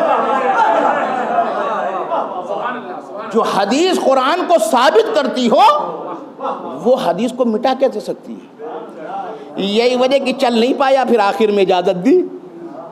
اور ہم نے کہا آپ تو خود ہی بیان کرتے کہ قرآن تو سمجھ میں نہیں آئے گا آپ کے جب تک آپ سیرت نہ پڑھ لیں. توجہ چہرہ مدان گرامی. شنکراچاریہ نے کیا بات کہہ دی واقعاً. کہا کہ ان علماء کے پاس گیا، انہوں نے کہا بھائی قرآن سمجھ میں نہیں آئے گا جب تک سیرت کو نہ سمجھو، رسول کی بات نہ سمجھو. تو میں ان کو صحیح مانوں یا پابندی لگانے والوں کو صحیح مانوں؟ توجہ چاہ رہا ہوں. یہ انتقام ہے. اچھا، دوسری بات انہوں نے یہ کہی کہ ترجمہ کرنے والے نے یہ غلطی کر دی. مترجم کی غلطی تھی کہ جو میں بہک گیا اور میں نے جو ہے کتاب لکھا اتنے پیارے مذہب کے خلاف. بعد میں انہوں نے لکھا کہ اسلام آتنک نہیں آدرش ہے. مگر یہ کب ان کو سمجھ میں آیا؟ جب انہوں نے سیرت رسول پڑھی. یہ کب ان کو سمجھ میں آیا؟ جب ترجمہ نہیں، شان نزول پڑھا. کہا شان نزول. اسی لیے انہوں نے اس تقریر میں، وہ سنیے گا، انہوں نے بہت، یہ تاریخی باتیں ہیں سب جو وہ کہہ گئے. پوسٹ مارٹم میں کر رہا ہوں. انہوں نے یہ کہا کہ یہ مترجم کی غلطی تھی کہ اس کو لکھنا چاہیے تھا کہ یہ آیت کہاں اتری، کس کے بارے میں اتری، تب ہمیں کوئی کنفیوژن نہ ہوتا. اب سمجھ میں آیا کہ وفات نبی کے بعد علی نے پہلا کام یہی کیا تھا. انہوں نے قرآن جمع نہیں کیا تھا، معاف کیجئے گا، قرآن رسول کی زندگی میں جمع ہو چکا تھا. وہ یہ کر رہے تھے کہ آیت کے ساتھ ساتھ اس کا شان نزول بھی لکھ رہے تھے. اور یہی تو خطرہ ہو گیا کہ سب کو پتہ چل جائے گا یہ کس کے بارے میں آئی. سمجھ میں آ گیا. خدا کی قسم، یہ لکشمی شنکراچاریہ یہ نہیں کہہ رہا ہے کہ مترجم نے غلطی کی، کہ جو اس نے شان نزول کو نہیں لکھا، جو اس نے ترجمہ کرتے ہوئے اس کی تفسیر نہیں لکھی، بلکہ اس نے 1400 سال کے بعد علی کی ضرورت کو ثابت کیا اور علی کی بصیرت کو ثابت کیا، علی کی سیاست کو ثابت کیا. ایک صلوات بھیجے محمد و آل محمد.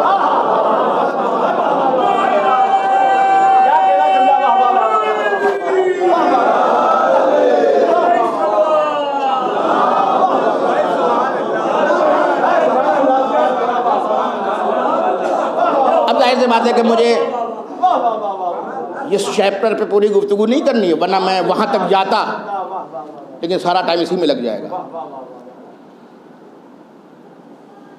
اور ایک بات بتا دوں میں، یہ بعد میں جو قرآن جو جمع کیا گیا، جو اس کو کہا جاتا ہے وہ کس معنی میں جمع ہے وہ بتا رہا ہوں میں. یہ جو قرآن کو بعد میں کہا گیا نا کہ جمع کیا فلاں صاحب نے، پھر بعد میں پھر فلاں صاحب نے، تو اس کے پیچھے کی حقیقت کیا یہ میں بتا رہا ہوں. اس لیے کہ جو بعض اصحاب تھے نا، ان کے نام سے قرآن منسوب تھا. عبداللہ بن مسعود کا قرآن. تو بات یہ ہے کہ اگر یہ قرآن باقی رہ جائیں گے تو نام تو انہی کا چلے گا، ہمیں تو لکھنا پڑھنا آتا ہی نہیں تھا۔ سمجھ میں آیا؟ اس لیے کہ عبداللہ بن مسعود نے لکھا، وہ کاتب وحی تھے نا، تو رسول نے لکھوایا تو انہوں نے لکھا۔ اچھا، جو انہوں نے بھی لکھا تو بعض جگہوں پہ انہوں نے بھی رسول کی تفسیر لکھی۔ سمجھ میں آیا؟ دیکھیے، صرف حدیث ہی کو نہیں مٹایا، تفسیر کو بھی مٹایا۔ جو میں بات کہہ رہا ہوں وہ یہ ہے، اصل مدعا یہ ہے، قرآن رسول کی زندگی میں جمع ہو چکا تھا، مگر بعد میں کام کیا کیا گیا؟ جمع کرنے کے نام پر اصحاب کو جو انہوں نے لکھا تھا۔ دیکھیے، قرآن میں خود آیت ہے کہ ہم نے پیغمبر آپ کے اوپر یہ قرآن نازل کیا ہے تاکہ آپ اس کی تبیین کریں، آپ اس کے معنی بیان کریں۔ تو بھیا ہم قرآن کی بات مانیں یا راویوں کی بات مانیں؟ قرآن کہہ رہا ہے کہ رسول آپ بولیے، اس کی وضاحت کیجئے، وہ کہتے ہیں کہ اگر رسول کی حدیث رہے گی تو یہ قرآن مٹ جائے گا۔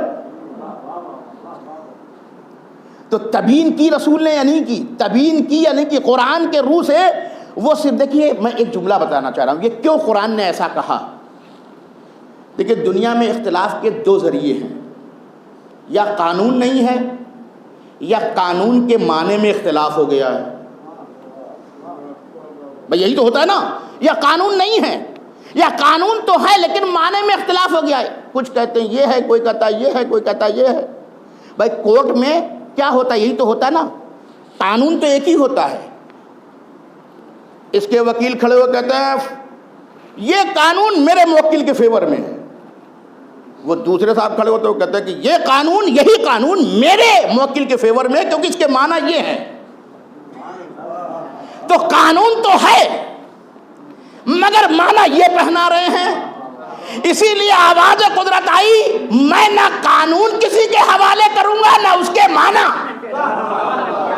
جس کے اوپر قرآن نازل کروں گا اسی کی یہ ڈیوٹی ہے کہ وہ قرآن کے معنی بھی بیان کرے۔ یہی وجہ ہے کہ علی نے رسول کے بعد یہی کام کیا تھا کہ صرف آیتیں نہ رہے، بیان رسول بھی ساتھ ساتھ رہے تاکہ اختلاف نہیں ہو۔ اب ایک جملہ کہوں آپ کے، وہ آنے والے ہیں، وہ آنے والے ہیں، اور جب وہ آئیں گے تو وہ قرآن لے کے آئیں گے جو مولا علی نے لکھا ہے۔ تو قرآن تو یہی ہے، ہم نے کہا جو ہے، مگر اس میں معنی بھی تو لکھے ہیں کہ رسول نے کیا معنی بیان کیے ہیں۔ توجہ چاہ رہا ہوں، بس جب وہ آئے گا تو ابھی آیتیں ہیں، تفسیریں الگ الگ ہیں، مگر وہ وہی قرآن لے کر کے آئے گا جس کی تفسیر رسول نے کی ہے۔ اب معنی بھی ایک ہو جائے گا، لفظ بھی ایک ہو جائے گا، تو وحدت پیدا ہو جائے گی۔ ایک صلوات دیجئے محمد و آل محمد پر۔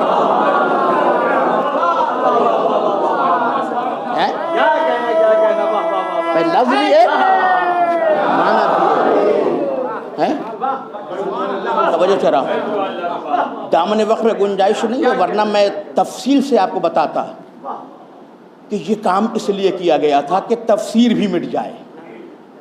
اسی لیے ان قرآنوں کو کیا کیا؟ اچھا دیکھیے،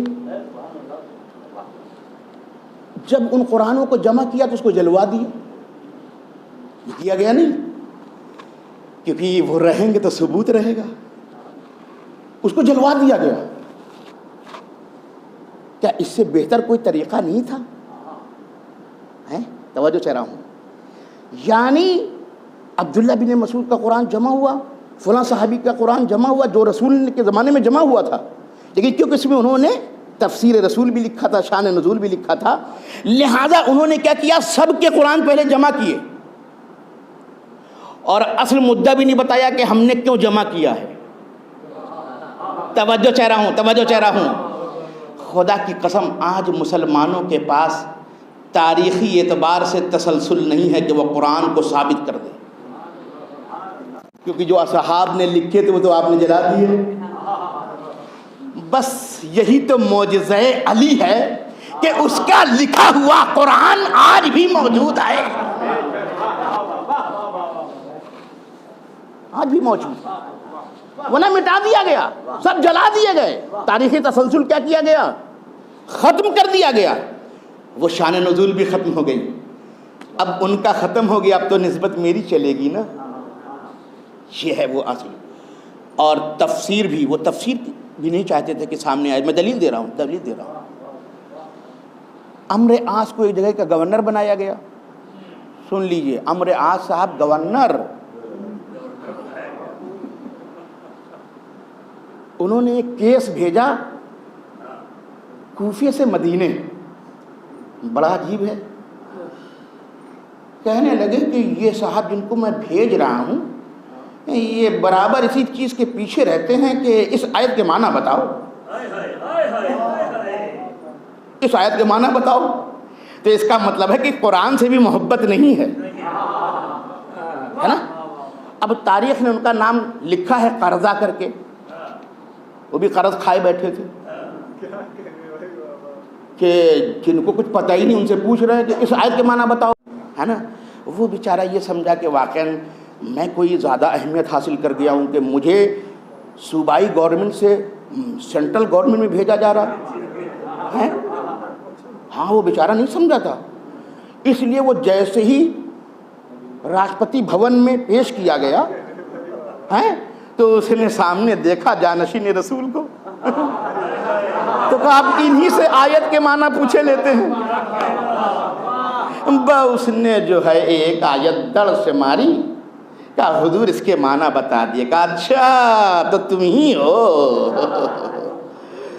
کہنے لگے وہ تو صاحب درہ مشہوری تھے، ہے نا، بلایا، کہا درے لگاؤ ان کو، آیت کے معنی پوچھے ہیں اور لگ کیا رہے ہیں اس کو؟ درے، اور کہتے ہیں کہ اس کے سر پہ مارے گئے۔ جب سر پہ مارے گئے وہ بے دم ہو کے بیچارہ گر گیا تو اس نے کہا کہ بس بس بس، جو ذہن میں تھا سب نکل گیا، چھوڑو میری جان، جو تھا سب نکل گیا۔ سمجھ میں آ گیا؟ نہ قرآن ذہن میں رہے، نہ حدیث ذہن میں رہے، نہ معنی ذہن میں رہے۔ افاقہ اس پر بھی نہیں ہوا، یہ سب لکھا ہے، تاریخ میں جا کے پڑھیے، محدثین نے لکھا ہے، مفسرین نے لکھا ہے اس واقعے کو۔ جب قرآن کی جمع ہونے کی ہسٹری ہے اس میں یہ باتیں لکھی ہوئی ہیں، یہ کوئی میں اپنی طرف سے یا ہماری تاریخ کی بات نہیں ہے۔ اب اس بیچارے کو پھر ڈلوا دیا جیل میں، کچھ دن کے بعد جب وہ بیچارہ ٹھیک ٹھاک ہوا تو پھر بلایا گیا، کہنے لگے کہ اب اس کے کمر پہ مارو۔ اب اصل میں پتہ نہیں، شاید مسئلہ مشہور ہے نا کہ اس کی عقل گھٹنے میں ہے، تو شاید وہ یہ سوچے یہاں آ گیا وہ معاملہ، تو کہنے لگے جب کمر سے ماریں گے تو تم پورا باہر ہو جائے گا۔ تو اس بیچارے کے کمر پہ بھی 70 کوڑے مارے گئے، اور اتنے مارے گئے کہ وہ ادھمرا ہو گیا۔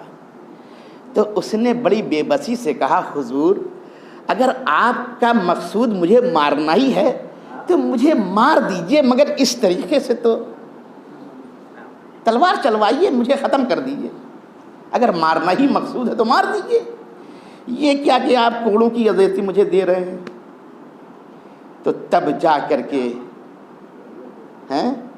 اس بیچارے کو یہ لکھا گیا کہ اچھا ٹھیک ہے، تم جہاں سے آئے تھے وہیں ٹرانسفر کیا جاتا ہے۔ اور جب ٹرانسفر اس کو وہاں کیا گیا تو وہاں کے حاکم کو لکھا، توجہ چاہ رہا ہوں، اب بس یہ تھا کہ شہر بدل دیا تھا، وہ بصرہ بھیجا گیا تھا بیچارہ، اور اس وقت ابو موسیٰ اشعری تھے۔ سمجھ لیجئے، تاریخ کی کڑیوں کو جوڑ لیجئے گا، عمرو عاص اور ابو موسیٰ اشعری۔ توجہ چاہ رہا ہوں، یہ میں نے تاریخ کو اکٹھا کر دیا، عمرو عاص اور ابو موسیٰ اشعری یہ ایک ہی سکے کے دو رخ ہیں۔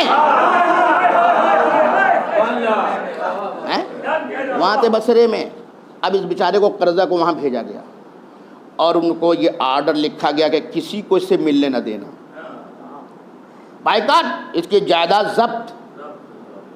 عزیزو، ایک آیت کے معنی پوچھنا اتنا بڑا جرم، توجہ چاہ رہا ہوں۔ تو اسی لیے یہ صرف حدیث پہ ہی پابندی نہیں لگائی انہوں نے قرآن بھی سمجھنے نہیں دیا گیا۔ تو آپ سوچیں کہ جب اتنی احتیاطی تدابیر رہی ہوں، اب سمجھ میں آیا کہ مولا علی جب حکومت میں آئے تو سب سے پہلے یہی تو آواز بلند کی، سلونی سلونی قبل ان تفقدونی۔ عزیزو ایک جملہ کہہ رہا ہوں، یہ مولا نے اظہار علم نہیں کیا ہے، اظہار احتجاج کیا ہے۔ ارے اس سے پہلے تمہیں بہت کچھ لا گیا ہے، اب پیغمبر کے علم کا وارث آ گیا ہے، سوال کی آزادی ہے، جو چاہو پوچھو۔ اس میں ایک حدیث یہ ہے کہ قرآن کی آیتوں کے بارے میں پوچھو، وہ دن میں نازل ہوئی کہ رات میں نازل ہوئی، میدان میں نازل ہوئی کہ بستر پہ نازل ہوئی، کس کے بارے میں نازل ہوئی، کس کے فیور میں نازل ہوئی، اس کے فائدے۔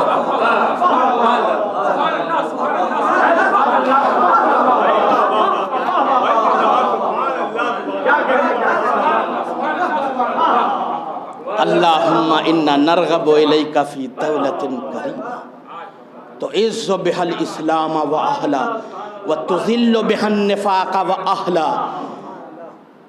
وہ آئے گا تو پھر اب نفاق کو عزت نہیں ملے گی۔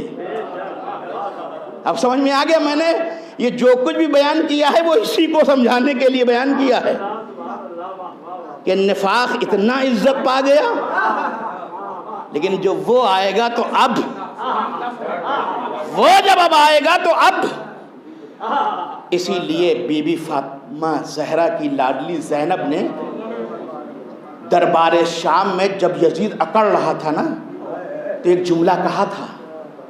کیا جملہ کہا تھا؟ کہا تھا یبنت طلقاء، اے طلقاء کے بیٹے، یہ تو میرے گھر کا فیض ہے کہ آج تو تخت خلافت پہ بیٹھا ہوا ہے۔ عزت پا گئے ہو تم، یہ بھی ہمارے کرم کا صدقہ ہے۔ اپنی اوقات بھول گئے تم۔ اسی لیے علی کی بیٹی نے خدا کی قسم یہ ایک جملہ نہیں کہا ہے، یہ ایک جملہ نہیں ہے، یہ پوری تاریخ کو سمیٹا ہے اور خاندان یزید کو سن 61 سے اٹھا کر کے فتح مکہ کے پہلے پھینک دیا۔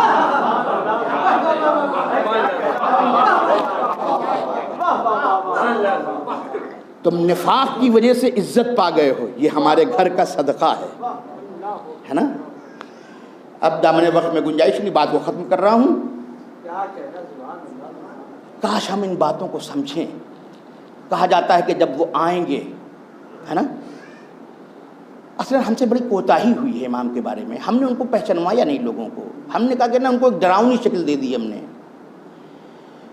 امام کے بارے میں جو بھی حدیثیں ہیں وہ بشارت کے لہجے میں ہیں، ہے نا، جو بشارت کے لہجے میں بیان کیا جائے اس کو ہم نے ڈراؤنا بنا دیا۔ زیارت میں ہم پڑھتے ہیں السلام علی المہدی، سلام ہو مہدی پر، وعد اللہ بہ الامم، کہ اللہ نے جس کے ذریعے سے امتوں سے وعدہ کیا ہے۔ امم کا لفظ ہے، وہ صرف شیعوں کے نہیں ہیں، وہ سب کے ہیں۔ یہی بتانا تو ہماری ذمہ داری ہے۔ اس پسی ہوئی انسانیت سے توجہ چاہ رہا ہوں، بات دیکھیں بس اختتام کے منزل پہ آ رہی ہے۔ اس پسی ہوئی انسانیت سے، اس ظلم و بربریت کی شکار انسانیت سے، اس مایوس انسانیت کو ہمیں یہ بتانے کی ضرورت ہے کہ کہیں اور نہ جا۔ ہمارے پاس وہ لیڈرشپ ہے جو تمام امتوں کے لیے ہے، تمام امتوں کے لیے۔ یہی ہے، یہ سلام ہے، یہ زیارت کا جملہ ہے نا، ہم صرف ہمارے لیے نہیں ہے، وہ تمام امتوں کے لیے ہے۔ اللہ نے تمام امتوں سے وعدہ کیا کہ وہ آئے گا اور سب کو انصاف دے گا، یہ اللہ کا وعدہ ہے۔ کہا کہ جب وہ آئے گا تو کیا ہوگا؟ کہا لے یجمع بہ الکلم۔ آج انسانیت بکھری ہوئی ہے نا، بٹ رہی ہے نا، اور بڑھتے بڑھتے یہ پاگل پن کا شکار ہو گئی ہے، پریشان ہے، انتشار، افتراق۔ اللہ نے وعدہ کیا کیا امتوں سے؟ کہا اس کے ذریعے سے ہم تم کو ایک مرکز پہ جمع کریں گے، یعنی امام مہدی آ کے پوری دنیا کو ایک جگہ جمع کریں گے، اکٹھا کریں گے، یونٹی پیدا کریں گے۔ اس سے پہلے چاہے کتنی یونٹی کی آواز بلند کر لی جائے، یونٹی پیدا ہی نہیں ہو سکتی۔ اللہ نے وعدہ کیا ان کے ذریعے سے کہ ہم لوگوں کو اکٹھا کریں گے، خدا کی قسم اس زیارت کو پڑھنے کے بعد بی بی کا وہ خطبہ یاد آیا کہ مدینے میں آپ نے جب امامت کا فلسفہ بیان کیا تو یہی تو بات کہی تھی کہ اللہ نے ہماری امامت کو فرض کیا تفرقے سے بچانے کے لیے، تفرقے سے بچانے کے لیے۔ اب تم نے ہماری امامت نہیں مانی، جاؤ تفرقے میں، فرقہ فرقہ کھیلو۔ دیکھو تم نے ہماری امامت تسلیم نہیں کی جو تمہیں ایک کڑی میں کیا کر سکتی تھی۔ اللہ نے وعدہ کیا پوری امتوں سے، اس کے ذریعے سے تمہیں اکٹھا کرے گا۔ اور پھر دوسرا جملہ وَيَلُمَّ بِهِ الشَّعْثَ، اور اس کے ذریعے سے لوگوں کے دلوں میں عطوفت اور مہربانی۔ ہائے ہائے، آج پوری دنیا نفرت میں ڈوبی ہوئی ہے نا، نفرت، ہر جگہ نفرت، ہر جگہ نفرت، مگر وہ آئے گا نفرت کو ہٹائے گا، محبت کو بھرے گا، ہے نا، وہ آئے گا۔ اب کبھی کبھی حدیث کے، کبھی کبھی آیت کے معنی کو ذرا سا گہرائی میں جانے کی ضرورت ہے نا۔ کیوں اللہ نے کسی اور کی مودت واجب نہ کی؟ قُلْ لَا أَسْأَلُكُمْ عَلَيْهِ أَجْرًا إِلَّا الْمَوَدَّةَ فِي الْقُرْبَى، ہم نے قربہ کی مودت، توجہ چاہ رہا ہوں، کہا ایسی پرسنالٹی کو چاہو کہ جس کی مودت سے تمہارے دل میں محبت آ جائے۔ کسی کو بھی چاہو گے تو تمہیں نفرت زدہ انسان سے محبت کرو گے تو نفرتی تو پھیلے گی۔ کہا مودت والوں کو مانو، تمہارے دل مودت سے بھر جائیں گے۔ اسی لیے یہ بہت بڑی زیارت ہے، اس کو پوری دنیا کو ہمیں بتانا ہے، یہ ہماری ذمہ داری ہے کہ مولا جب آئیں گے تو دلوں سے کینہ ہٹے گا اور محبت کیا ہو جائے گی؟ جاگزی ہو جائے گی۔ آپ نے سن لیا یہاں تک؟ بس یہ اختتامی بات ہے، کینہ ختم ہو جائے گا، محبت آ جائے گی۔ ایسی محبت لوگوں کے دلوں میں آئے گی۔ دیکھیے میں محبت کی ایک ایسی مثال دے رہا ہوں کہ جو جلدی ملے گی نہیں، ہے نا۔ آپ کو کون کتنا چاہتا ہے، ایک مرتبہ اس کی جیب میں ہاتھ ڈال کے دیکھیے، پتہ چل جائے گا، ہے نا۔ ارے بھائی اگر جیب میں ہاتھ ڈال کے 1 روپیہ نکالے تو آدمی کی تیوری پہ بل آ جائیں گے، ہے نا۔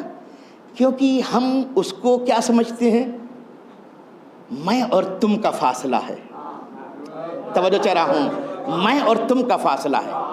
اچھا یہی انسان ہے، یہی درندہ انسان ہے، بیٹا جیب سے لے گیا تو بڑا خوش ہو رہا ہے، کیونکہ یہاں تم کا تصور نہیں ہے، یہاں تم کا تصور نہیں ہے نا، یہ تو اپنا ہے، یہی تو میرا وجود ہے جو آگے بڑھ گیا ہے نا۔ اب وہ جیب سے نکال کے لے جا رہا ہے اور یہ مسکرا رہے ہیں، ہاں بیٹا بیٹا ٹھیک ہے، اچھی بات ہے، کیونکہ یہ اس کو غیر نہیں سمجھتا، اس کو تم نہیں سمجھتا، اس کو تو میں سمجھتا ہے۔ کہا بس یہی تو ہے، اگر تم نے میرے نمائندے کو مانا ہوتا تو تم ختم ہو جاتا اور ہم پھیل جاتا، ہے نا، ہم پھیل جاتا۔ تصور ہی نے تو انسان کو برباد کیا۔ بس دیکھیں آخری بات، زحمت تمام ہو گئی ہے، تصور ہی نے تو انسان کو برباد کیا ہے۔ جو اپنے بچے میں میں کا تصور کرتا ہے، بچہ خرچ کر رہا ہے تو اس کو کوئی تکلیف نہیں ہوتی ہے، لیکن جہاں تم کا تصور آیا ہے وہاں اگر حق بھی ہو تو نہیں دینے کے لیے تیار ہے نا۔ تم ہے نا، تم کا تصور ہے۔ عزیز توجہ چاہ رہا ہوں، امام آئیں گے تو تم ہٹائیں گے اور پوری کمیونٹی کو ہم بنائیں گے۔ اب روایت بتا رہا ہوں، ایسی محبت لوگوں کے دلوں میں آ جائے گی کہ ایک مومن دوسرے مومن کے جیب میں ہاتھ ڈالے گا۔ ہاں کتنا پیارا سماج آئے گا۔ آج نہیں آئے گا، کیونکہ اگر آج آ جائے تو وہ بیچارے کی جیب ہی کٹ جائے گی پوری، ہے نا۔ اسی لیے کوئی آدمی جیب نہیں چھونے دیتا ہے، اگر جیب پہ اس کے ہاتھ پہنچ گیا تو یہ سب مار دے گا، ہے نا۔ ادھر بھی درندگی تو ادھر بھی تو درندگی ہی ہے نا۔ توجہ چاہ رہا ہوں جان گرامی، بہت بڑی بات کہنے جا رہا ہوں۔ یہ روایت، مومن ایک مومن کی جیب میں ہاتھ ڈالے گا، پیسے نکالے گا، گنے گا، پھر اس کو مثلا فرض کرے 100 روپے کی ضرورت تھی، اس نے 100 روپے لیے، بقیہ اس کی جیب میں واپس۔ اگر آج موقع مل جائے تو واپس ہوگا؟ ہے سب. کہا نہ ادھر درندگی ہے نہ ادھر درندگی ہے. محبت ہے نا, محبت ہے. اب یہاں غیریت کا تصور ہی ختم ہو گیا ہے, اور یہاں یہ بھی تصور نہیں ہے کہ آج چانس ملا ہے. توجہ چلاؤ, اسی لیے وہ واپس کر دے گا, پھر ضرورت ہوگی تو پھر لے لیں گے. اب بات تو صرف لینے کی نہیں ہے, بات یہ ہے کہ جس مومن کی جیب سے نکلے گا وہ خوش ہوگا. عجیب بات ہے. روایت کے جملے یہ ہیں. اب ایک جملہ کہہ دوں, یہ روایت بتاتی ہے کہ ان کی حکومت میں صرف فقیری ہی ختم نہیں ہوگی, ذہنوں سے فقیری ختم ہو جائے گا.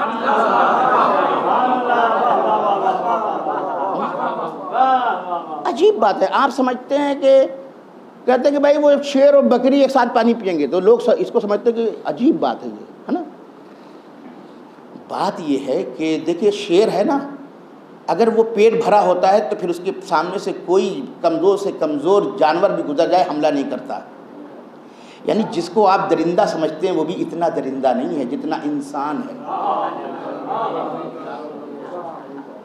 جانور اگر پیٹ بھرا ہے, شیر کا پیٹ بھرا ہے, تو پھر وہ دوبارہ کسی پہ حملہ نہیں کرتا ہے نا.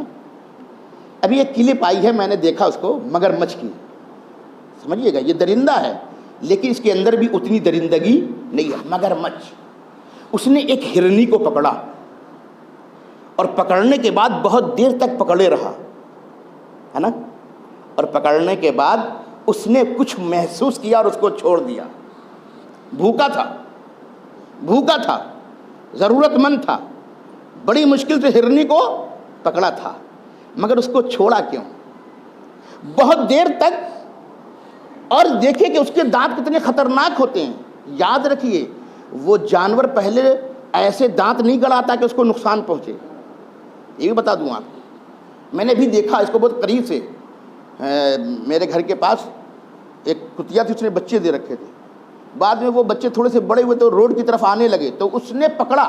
میں اس کو دیکھ رہا تھا, بڑی غور سے میں نے دیکھا. یعنی اس نے اس قدر صفائی سے پکڑا کہ بچے کو چوٹ نہ لگے, اور منہ سے پکڑ کر کے وہ سب کو لے گئی, ایک جگہ محفوظ جگہ پہ رکھا. تو میں نے یہ بہت غور سے دیکھا. قدرت اس کو تعلیم دیتی ہے نا, مامتا سکھاتی ہے نا اس کو, ہے. اس نے بڑی حفاظت سے اپنے 5 بچوں کو پہنچا دیا وہاں پر. کہا کہ اس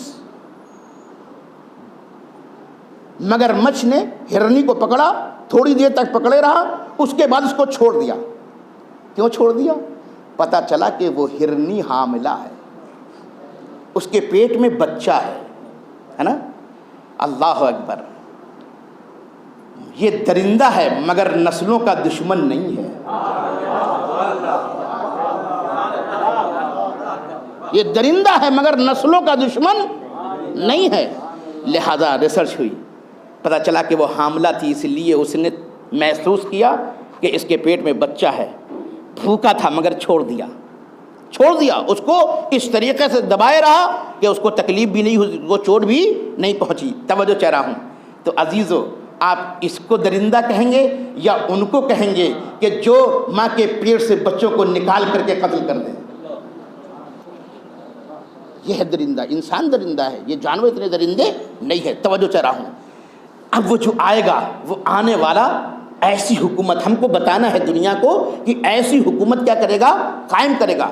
اب لوگوں کے ذہن میں آتا ہوگا یہ کیسے ہو جائے گا, یہ کیسے ہو جائے گا, کیسے ہو جائے گا کہ ایک مومن کی جیب میں وہ ہاتھ ڈالے گا, وہ پیسہ نکال لے گا اور وہ خوش رہے گا, ہے نا. وہ جب آئیں گے تو تم بعد میں دیکھو گے. آج بھی اگر دیکھنا چاہو تو آنکھیں کھلی رکھ کر کے دیکھو.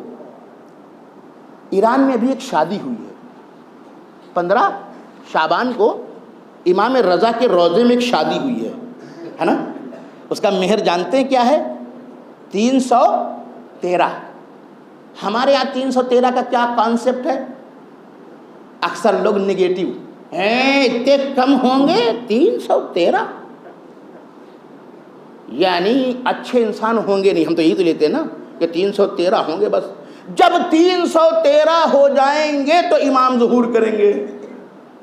ہم نے نگیٹو پوائنٹ لیا. ایک روایت نہ پڑھو, آگے بھی تو پڑھو. وہ 313 اس وقت جو امام کے ساتھ آئیں گے اور ظہور کا اعلان ہوگا، لیکن جب امام مکے سے نکلیں گے تو 10,000 کے لوگ اسی مکے میں آپ کے ساتھ نکلیں گے. تو اب بتاؤ یہ 313 10,000 میں کیسے تبدیل ہو گئے؟ تو اس کا مطلب ہے کہ انسانیت کم نہیں ہوئی تھی، اور جیسے جیسے امام آگے بڑھتے جائیں گے لوگ کیا ہوتے چلے جائیں گے؟ اضافہ ہوتے چلے جائیں گے. بس بات ختم ہو گئی. ہمارے یہاں منفی، انہوں نے کیا لیا؟ توجہ چاہ رہا ہوں. اس لڑکی نے مہر رکھا. کیا رکھا؟ امام رضا کے روضے میں شادی ہوئی، ڈاکٹر لڑکا، لڑکی بھی ڈاکٹر. مہر ایران میں جانتے ہیں آج بھی سونے کے سکے چلتے ہیں مہر میں. جو لوگ ہیں وہاں پہ وہ میری بات کی تائید کریں گے. آج بھی سونے کے سکے چلتے ہیں مہر میں ایران میں.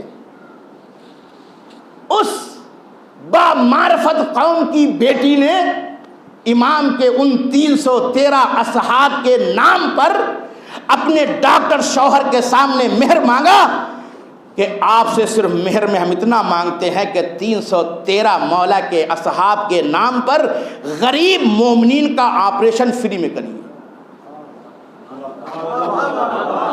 توجہ چاہ رہا ہوں. ارے جب نام سے ایسی محبت آ جائے، توجہ چاہ رہا ہوں، ابھی ان کو دیکھا نہیں گیا ہے. تعداد، اگر کوئی صرف تعداد کو لمس کر لے تو اس کے دل میں ایسی محبت آ جاتی ہے کہ وہ مہر نہیں لیتی، بلکہ کہتی ہے ان کے نام پر 313. یہ کوئی معمولی نہیں ہے. 313 آپریشن کوئی معمولی نہیں ہے. کہا 313 غریب مومنین کا آپ کیا کریں گے؟ آپریشن کریں گے، وہ میرا مہر ہوگا. خدا کی قسم، جہاں مہر کہتے ہی ہے محبت کو بھی. آئے ہائے، توجہ چاہ رہا ہوں. جہاں مہر محبت بن جائے، تب آپ سوچئے جب ان کا نام کسی کے دل میں آ جائے تو ایسی مہربانی پیدا ہو جاتی ہے. تو جب وہ خود آئیں گے تو یہ کوئی تعجب کی بات نہیں ہے، یہ کوئی تعجب کی بات نہیں ہے. اور بس عزیزان گرامی، یہی وہ مہر ہے، یہی وہ محبت ہے کہ آپ دیکھیں امام کربلا میں لشکر یزید کو موقع دے رہے ہیں. ہم اپنے پہ امام کو نہ قیاس کریں. سوچئے اگر کسی کا کوئی رشتہ دار کسی کے ذریعے مار دیا جائے، اس کے دل میں اس خاندان کی کتنی نفرت آ جائے گی. مگر یہ امام حسین کا کلیجہ دیکھو. اصغر شہید ہو گئے، اکبر شہید ہو گئے، عباس کے بازو قلم ہوئے، خود اٹھایا ہے اپنے ہاتھوں سے. قاسم کی پامال شدہ میت خود اٹھایا آپ نے.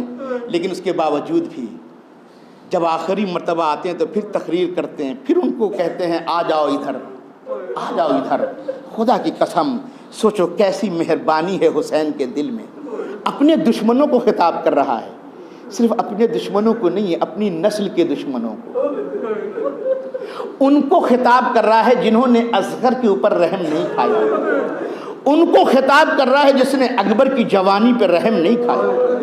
ان سے خطاب کر رہا ہے جس نے قاسم کی نوجوانی پہ رحم نہیں کھایا. اس پر مہربانی کر رہا ہے جنہوں نے قاسم کو ٹکڑے ٹکڑے کر دیا ہے کسی کے اندر یہ جگر، ہے کسی کے اندر یہ دل کہ جو اپنے دشمن، اپنے بچوں اور رشتہ داروں کے دشمنوں کے پاس جائے اور پھر انہیں ہدایت کی دعوت دے. اللہ اکبر. آ جاؤ، ابھی بھی موقع ہے، آ جاؤ. میں آپ سے ایک بات کہتا ہوں کہ اگر ہرملہ آ جاتا تو اس کا مطلب ہے کہ اس دل میں اتنا ظرف تھا کہ وہ ہرملہ کو بھی معاف کر سکتا تھا.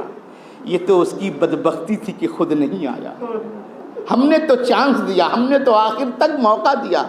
ہم تو اپنے اصغر کا گلا بھی بھول گئے، ہم تو اپنے اصغر کا سینہ بھی بھول گئے، ہم تو اپنے عباس کے کٹے ہوئے بازو بھی بھول گئے، ہم نے تو اپنے قاسم کے پامال جنازے کو بھی بھلا دیا. توجہ چاہ رہا ہوں، میں نے تو سب کو بھلا دیا، مگر میں نے ان کی ہدایت چاہی، میں نے ان کے لیے مہربانی چاہی. روایت کے جملے ہیں، عجیب ہے. ایسے امام کو دنیا کے سامنے پیش کرنے کی ضرورت ہے. ہمارے یہاں یہ حکم ہے کہ اگر کوئی زخمی ہو کر کے گرے تو اس پر حملہ نہ کرو، ہے نا؟ یہ ہے یا نہیں ہے؟ زخمی ہو کے گر جائے. کہتے ہیں کہ حسین جب جنگ کر رہے تھے، حسین کا ایک دشمن زخمی ہو گیا. جب زخمی ہو گیا تو اس کے بعد اس نے اپنے قبیلے والوں کو مدد کے لیے بلایا. اللہ اکبر. یہ فرزند زہرا ہے. اس کے قریب گیا. آپ نے ابھی تک تو یہی سنا تھا نا کہ وہ حر کے لڑکے کو اٹھا رہا ہے. آپ نے ابھی تک تو یہی سنا تھا, مگر نہیں, حسین نے اپنے دشمنوں کو بھی اٹھایا ہے. کہتے ہیں وہ زخمی ہو کر کے, جب زخمی ہو کر کے گرا اور اپنے قبیلے والوں کو بلایا تو امام رکتے ہیں اور اس کو سنبھال کر کے کھڑے ہو جاتے ہیں. اللہ اکبر. فرزند زہرا کتنا مہربان ہے. فرزند زہرا اس کو سنبھال کر کے کھڑا ہو جاتا ہے اور پھر اس کے قبیلے والوں کو آواز دیتا ہے, آؤ یہ زخمی ہے اور اس کو لے جاؤ. اللہ اکبر. آؤ یہ زخمی ہے اور اس کو لے جاؤ. اور وہ آئے اور اس کو لے کر کے صحیح سالم چلے گئے. حسین نے اس کو جانے دیا گیا. مگر اللہ اکبر, جب یہی حسین زخم کھا کے کربلا کی زمین پہ گرتا ہے تو کوئی نہیں آتا رحم کھانے کے لیے, کوئی نہیں آتا ہے رحم کھانے کے لیے, بلکہ ہائے جس کا جسم زخموں سے چھلنی تھا, تیروں پہ معلق تھا, شمر کند خنجر لے کر کے بڑھ رہا تھا. پیاسے گلے پہ کند خنجر چلا, تڑپ تڑپ کر حسین کا سر جدا ہوا, نوکے نیزے پہ بلند کیا گیا. گھوڑے نے امام کے خون میں اپنے منہ کو رنگین کیا. خیمے کا رخ کیا. باغیں کٹی ہوئی ہیں, جسم سے خون رس رہا ہے آہستہ آہستہ, کیونکہ پہلی مرتبہ ذوالجناح جا رہا ہے اور حسین ساتھ نہیں ہے. یہی وجہ ہے اس کے بھی قدم لڑکھڑا رہے ہیں, وہ بھی آگے بڑھتا ہے تو پیچھے ہٹ جاتا ہے. ارے گویا شاید حسین کو دیکھا ہو کہ علی اصغر کو جب لے کے چلے تھے تو آگے بڑھ کے پیچھے ہٹ گئے تھے. یہی کیفیت ذوالجناح کی تھی. اور اس کے بعد ایک منزل وہ آئی, خیمے کے قریب پہنچا, ہنہنایا, بیویوں کو آواز دی. زینب دوڑی, ام کلثوم دوڑی, رباب دوڑی, ام فروا دوڑی. ارے کسی نے پشت پہ ہاتھ رکھا, کسی نے گلے پہ ہاتھ رکھا, کوئی قدموں سے لپٹ گیا. بین شروع ہوا. اتنے میں 4 سالہ بچی آئی اور اس نے بابا کے گھوڑے کے منہ کو پکڑا اور ایک جملہ کہا, اے میرے بابا کے گھوڑے, وہ اتنا بتا دے کہ جب میرا بابا ذبح کیا گیا تو کیا اس وقت بھی پیاسا تھا یا پیاسا ذبح کر دیا گیا. والیہ کی صدائیں بلند ہوئی. وافات سیعلم الذین ظلموا ای منقلب ینقلبون. انا للہ و انا الیہ راجعون. رضا بقضاہ و تسلیما لامرہ. خدایا جو پریشان حال ہے ان کی پریشانی کو دور فرما, جو بیمار ہیں ان کو شفاء کامل عاجل عنایت فرما, جو بے روزگار ان کو روزی عطا فرما, جو بے مکان ان کو مکان عطا فرما, جو بے اولاد ان کو اولاد صالحہ عطا فرما. پروردگار ہم سب کو اعمال صالحہ کی توفیق عطا فرما, ہم سب کو برائیوں سے بچنے کی توفیق عطا فرما. پروردگار مرحوم افسر حسین ان کے درجات کو بلند فرما, ان کے گناہان صغیرہ و کبیرہ کو بخش دے, ان کو اپنے پسماندگان سے راضی فرما, ان کے پسماندگان کو مرحوم کی دعاؤں میں شامل فرما. پروردگار ان کو ہر قسم کے عذاب, حسن عذاب قبر, عذاب برزخ, عذاب نار سے محفوظ فرما. پروردگار ہمارے والدین, بھائی, رشتہ دار, عزیز و اقارب, تمام مومن مومنات جو مرحوم ہو گئے ہیں, تمام یہ سامعین, ان کے تمام مرحومین, حقیقی تمام مرحومین کو پروردگار محمد اور آل محمد کے صدقے میں, امام حسین کے ذکر کے طفیل میں ان کے گناہان صغیرہ و کبیرہ کو بخش دے, ان کے درجات کو بلند فرما, ان کو ہم سے راضی فرما, ہمیں ان کی دعاؤں میں شامل فرما. پروردگار ان کو ہر قسم کے عذاب, حسن عذاب قبر, عذاب برزخ, عذاب نار سے محفوظ فرما. پروردگار ان کو محمد اور آل محمد کی شفاعت نصیب فرما. پروردگار ہم سب کے گناہان صغیرہ و کبیرہ کو بخش دے. پروردگار ہمیں اور ہماری ذریت کو محمد اور آل محمد کی محبت پہ زندہ رکھ, محمد اور آل محمد کی محبت پہ اس دنیا سے اٹھا اور محمد اور آل محمد کی محبت پہ ہمیں محصور فرما. پروردگار دنیا میں ظلم, قتل و غارت گری پھیل رہی ہے, پروردگار جو اس کے اسباب فراہم کر رہے ہیں اگر وہ قابل ہدایت نہیں ہے تو ان پر اپنے عذاب کو مسلط فرما. وارث حسین کے ظہور میں تعجیل فرما, ہمیں اس قابل بنا دے کہ ان کے ناصرین میں شمار. آپ حضرات سمجھائی کہ متبا سورہ حمد و کی متبا سورہ توحید اطلاع فرما کے مرحوم سید افسر حسین زیدی ابن سید اظہار حسین زیدی کی